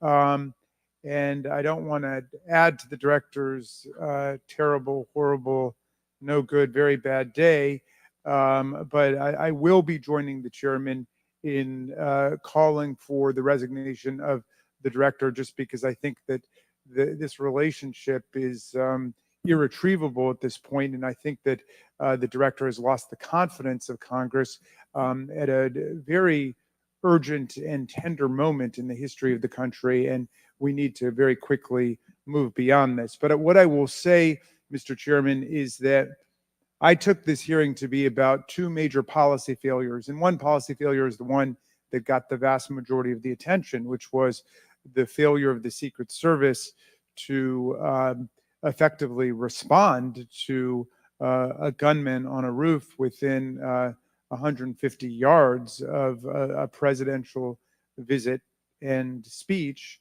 But the other failure is on the part of Congress, because the mass shooting that took place in Butler, Pennsylvania, is replicated all over the country every day. And in fact, as I said, Mr. Chairman, it happened that evening in Alabama, in Birmingham, Alabama, where there was a mass shooting where more people even were killed and wounded than were killed and wounded in Butler, Pennsylvania. So it's true, the president, the former president, and a handful of people who get the Secret Service protection are the only people in America we thought were safe from an AR-15 attack. It's clear that they're not safe either, and we've got to get to the bottom of that. But we also have to get to the bottom of the larger problem, which is that the whole country is living like this, in fear and in terror of assault weapon attacks.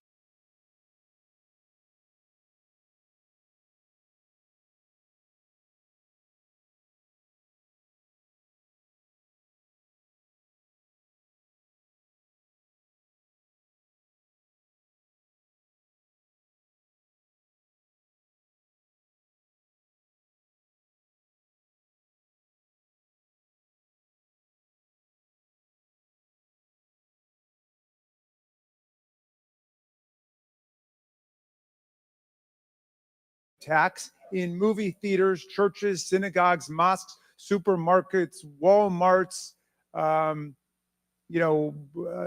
any place where an audience or a public gathers. And the worst was in Las Vegas, where a gunman got up on a roof and then just mowed down 60 people below him and wounded hundreds and hundreds of other people. So we've got to deal with that problem. Yes, we've got to move as swiftly as we can to deal with the problems of the Secret Service, but the broader problem is still there. And I just wish to the heavens that our colleagues that could get together on the question of presidential security against an AR-15 attack could get together on the question of public security against an AR-15 attack, because all of us are vulnerable. All of our families are in danger by this, and the rest of the world doesn't live this way. And we have to look to see how uniquely strange it is that we allow 20-year-olds to access AR-15s, weapons of mass destruction, and show up in public places to endanger other people. And I hope, Mr. Chairman, we can work together on that with the same spirit of bipartisan commitment to the public safety that was exemplified here today. And I yield back to you. Ranking member yields back. I'll deliver my closing remarks. Director Cheadle, I subpoenaed you to appear today to get answers for the American people about the failures that led to the assassination attempt of President Donald J. Trump. Unfortunately, you refused to answer today. And this committee is not known for its model of bipartisanship, but I think today we came together unanimously in our disappointment for your lack of answers. You've stated that the FBI will investigate and give a report, and you estimate 60 days. We've been waiting for months and months for lots of different bits of information from the FBI. We have no confidence in the FBI. The majority of this committee has no confidence in the FBI. I sincerely hoped that the hearing today would give not just Congress confidence in the Secret Service, but the American people would have confidence in the Secret Service. We don't have confidence, not just in Congress, but I don't believe the American people tonight when they go to bed are going to have confidence that the Secret Service is the best it can be at protecting President Biden, at protecting the First Lady, at protecting President Trump, at protecting their families. That's what the primary role for the Secret Service should be. And some people have said and speculated, well, there needs to be more money and more employees.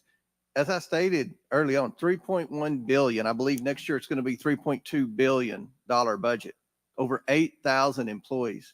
If the Secret Service is spread too thin and doing things like inspecting counterfeit, which is what the Secret Service was created to do, was to inspect counterfeit money and things like that with the Treasury.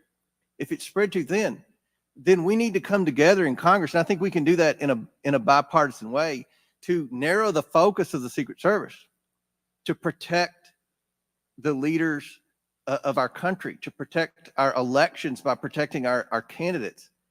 And I don't believe we have any confidence that you can do that as the leader of the FBI.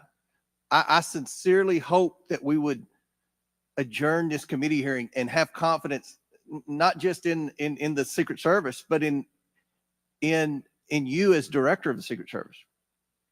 But we do not. Taking responsibility requires a lot of things. It means providing transparency. It means answering simple questions. It means providing a specific timeline of July 13th to this committee and the American people. I mean, it's been 9 days. There were people that were demanding that we have a hearing the next day or 2 days following the shooting. And I said, no, we need to give the Secret Service ample time to be able to answer those questions. 9 days. 9 days. And I don't think we answered very many questions that the American people have. I don't think there was I've never said this before, and I've presided over a lot of hearings. I don't think there was one question asked by anyone that the average American hasn't already asked at a diner or at church or at a ball game. The American people have questions. They deserve answers. Congress deserves answers. You were subpoenaed today to provide answers. And ma'am, you did not do that.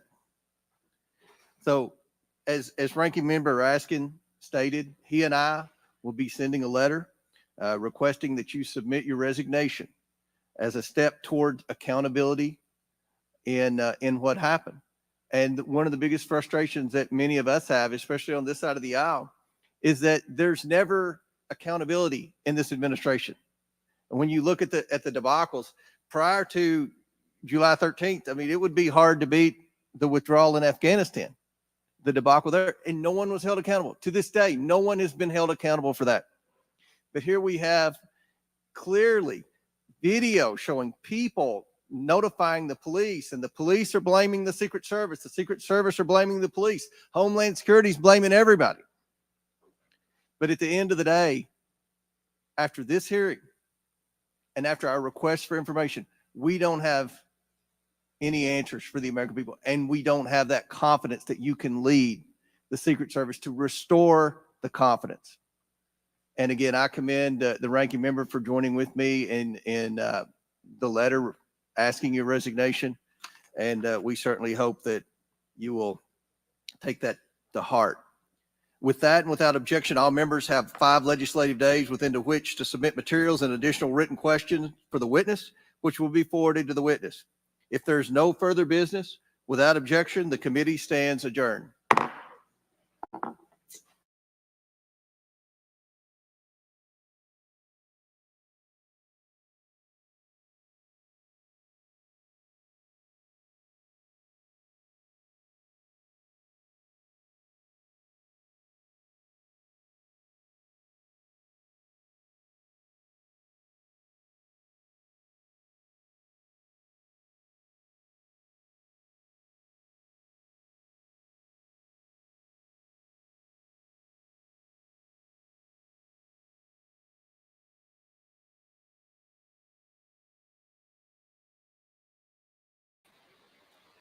Well, what'd you guys think about that?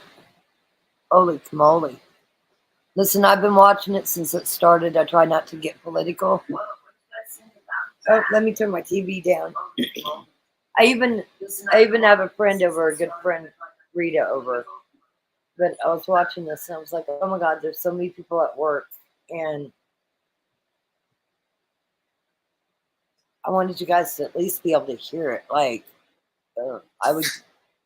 I would go back to the beginning and watch it from the beginning because I didn't get you at the beginning. But I was sitting here talking to Rita. I was like, oh my God, I don't try to get political, but this is crazy.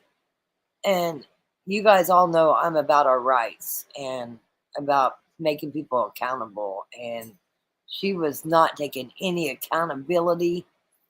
The FBI had a meeting with her and some of the people on this committee and gave them a timeline. And then she's the director and she won't give the timeline. So you got the committee given the timeline. So much shadiness. I just can't even believe it.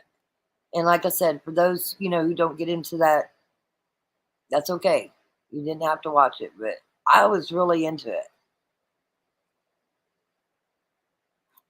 I mean, we got so much going on in the world, but this affects us. Like, this is huge. No matter what your party is, it's huge. And the buck stops with her, exactly, and this is law enforcement. And oh, here I am again talking about law enforcement. But law enforcement to me is very much a part of our country, and it keeps things right. And we're seeing it from the sheriff's level. Things aren't right all the way up to Secret Service. Like, it's insane. So, and the way they were going about it, and yes, I agree, no accountability. She dodged every single question, but I like how the committee was given the answers. They already knew the answers, and she's under oath. Will the buck stop here? Will they charge her criminally? Did she commit perjury? Because I,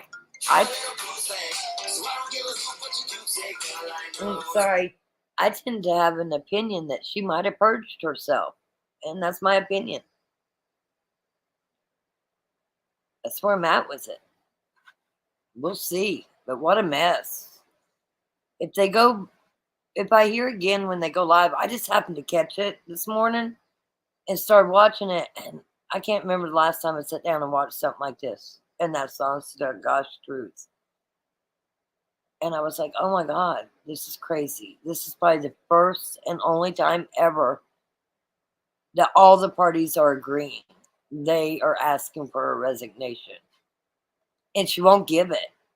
She won't give it. So one of two things is going on here because we know she's got the information.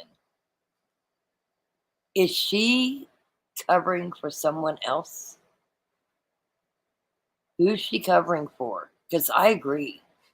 This stinks. It stinks bad. Why wouldn't she give them the answers? And I'll be honest with you. I would have resigned.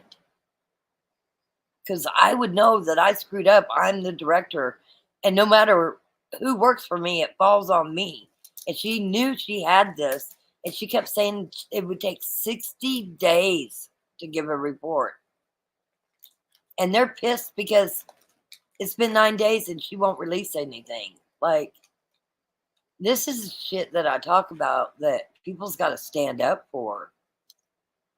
This is unacceptable. And if you find it acceptable, man, me and you are on totally opposite pages. Like, seriously. And even my friend Rita's here. Say hi, Rita. She said hi. Hi. Rick had some Oreo cookies hidden, so we found some Oreo cookies. But she even watched it with me. Is she covering her ass or is she going to cover somebody else's ass is my problem. Listen, I'm not a big government conspiracist. I worked for the government, but man, nothing's right here. Nothing's right.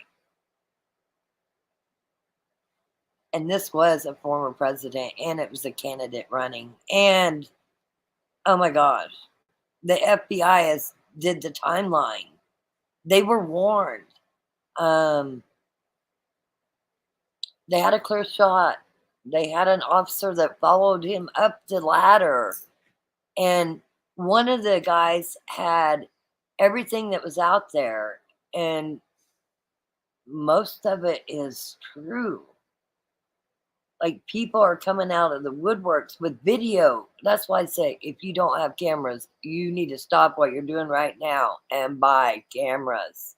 Video don't lie. And there's so much video. Can you imagine the video they're going to have to go through? But my point is, she had to be subpoenaed here. And they gave her a list of what she needed to bring to give to them. And she didn't follow through. And listen, I don't know how that works. Like, you've got the U.S. Attorney General. Would U.S. Attorney General be over Secret Service? Or is this the president? What do you think? You think it's the president too? Yeah. So this falls on the president. Like, the vice president can't even fire her. No, I think it Has to be the president.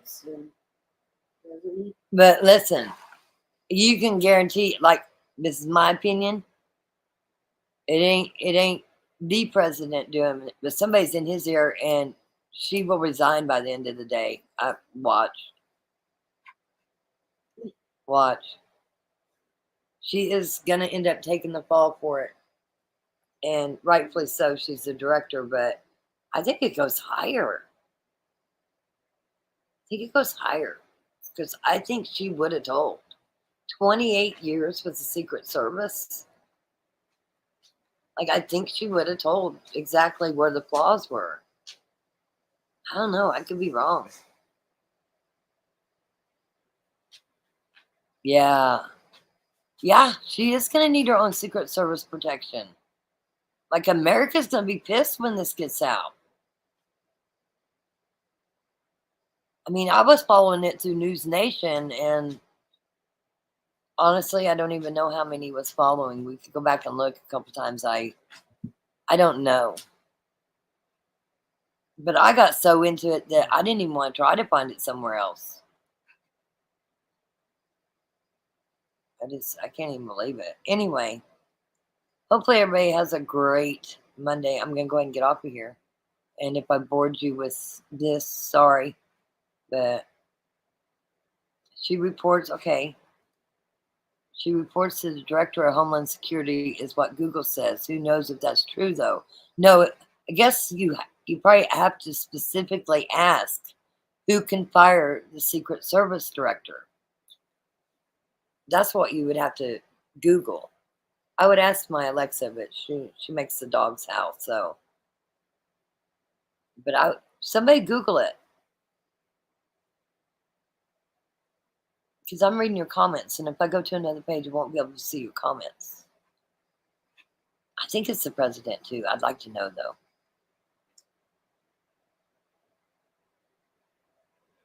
Well, okay, so she wouldn't answer that. Actually, she did answer it. She answered that question, and she said that all the Secret Service that they asked for, they did get. She did say that. Was it the truth? I don't know. But she said that everything they requested, they got as far as coverage, having the right people. But man, that one guy, he had like 30 different conspiracy things out there that I don't think is conspiracy. Okay, Texas Panhandle says, I just did look it up. Okay, sorry about that then. It says Director of Homeland Security can fire her. Well, Director of Homeland Security, you better get to firing. Well, I wasn't sure if she's called the director. What got me confused. Yeah, the director part would be confusing. Rita worked for the government too, so, but we're old. But I was just thinking the attorney, or U.S. Attorney General, like that's the highest you can go, law enforcement wise, within like the federal government would be the U.S. Attorney General. So, but ever since Homeland Security, like I don't know, wow. Anyway, yeah, that was crazy. Like, I'm glad you guys didn't miss it. I'm glad I didn't miss it. I'm glad I didn't miss it. Interesting, yeah. But I think they'll follow it on the president, okay? For several reasons. He's not going to run again. That's just been announced. We're not going to go there. But he's got nothing to lose because he's not running for president no more. So he might as well just fire her and get it over with. And then we need to take a look at who's running Homeland Security and why they didn't already fire her. Why has she still got that job? Why did they have to get a subpoena to get her there? Like, oh my gosh, it was crazy. Anyway, much love to you guys. I'm going to let you go. I think Rita's fixing to go. She's got a kiddo in town from Arizona. And they're going to Colby's Japanese restaurant where they cook the food right there in front of you. So, anyway, yes, she reports to the Secretary of Homeland Security. Love y'all back. Like this was so interesting.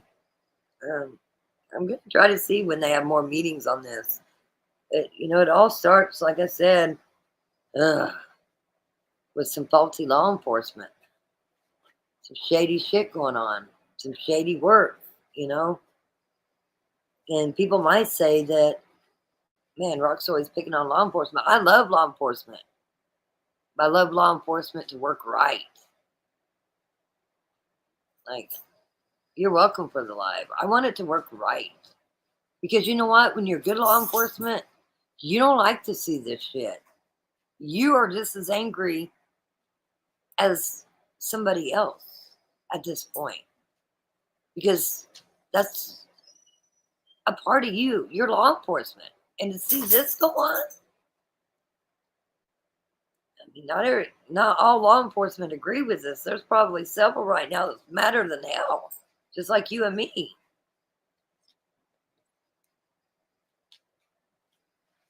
Listen, corruption runs deep everywhere. I mean, we're doing this Panhandle case.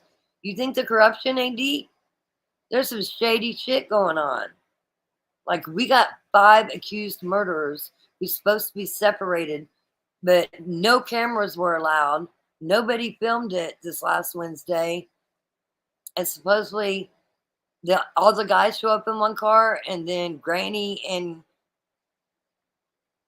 Twombly show up in a car together. How's that possible? And where's the video of it? Somebody show me the video of it. I want to see them in the car. It's just crazy. So yeah. And the only thing to stop the corruption is start addressing it. Make yourself knowledgeable about it. Know what you're talking about. I know, just another thing for us to worry about. But if you're like me, you got kids, you got grandkids, and you worry about what the future is going to hold for them. So it's people like us that's got to stand up in this time. Anyway, everybody have a great Monday. Much love. Be good to one another. Treat everyone the way you want to be treated.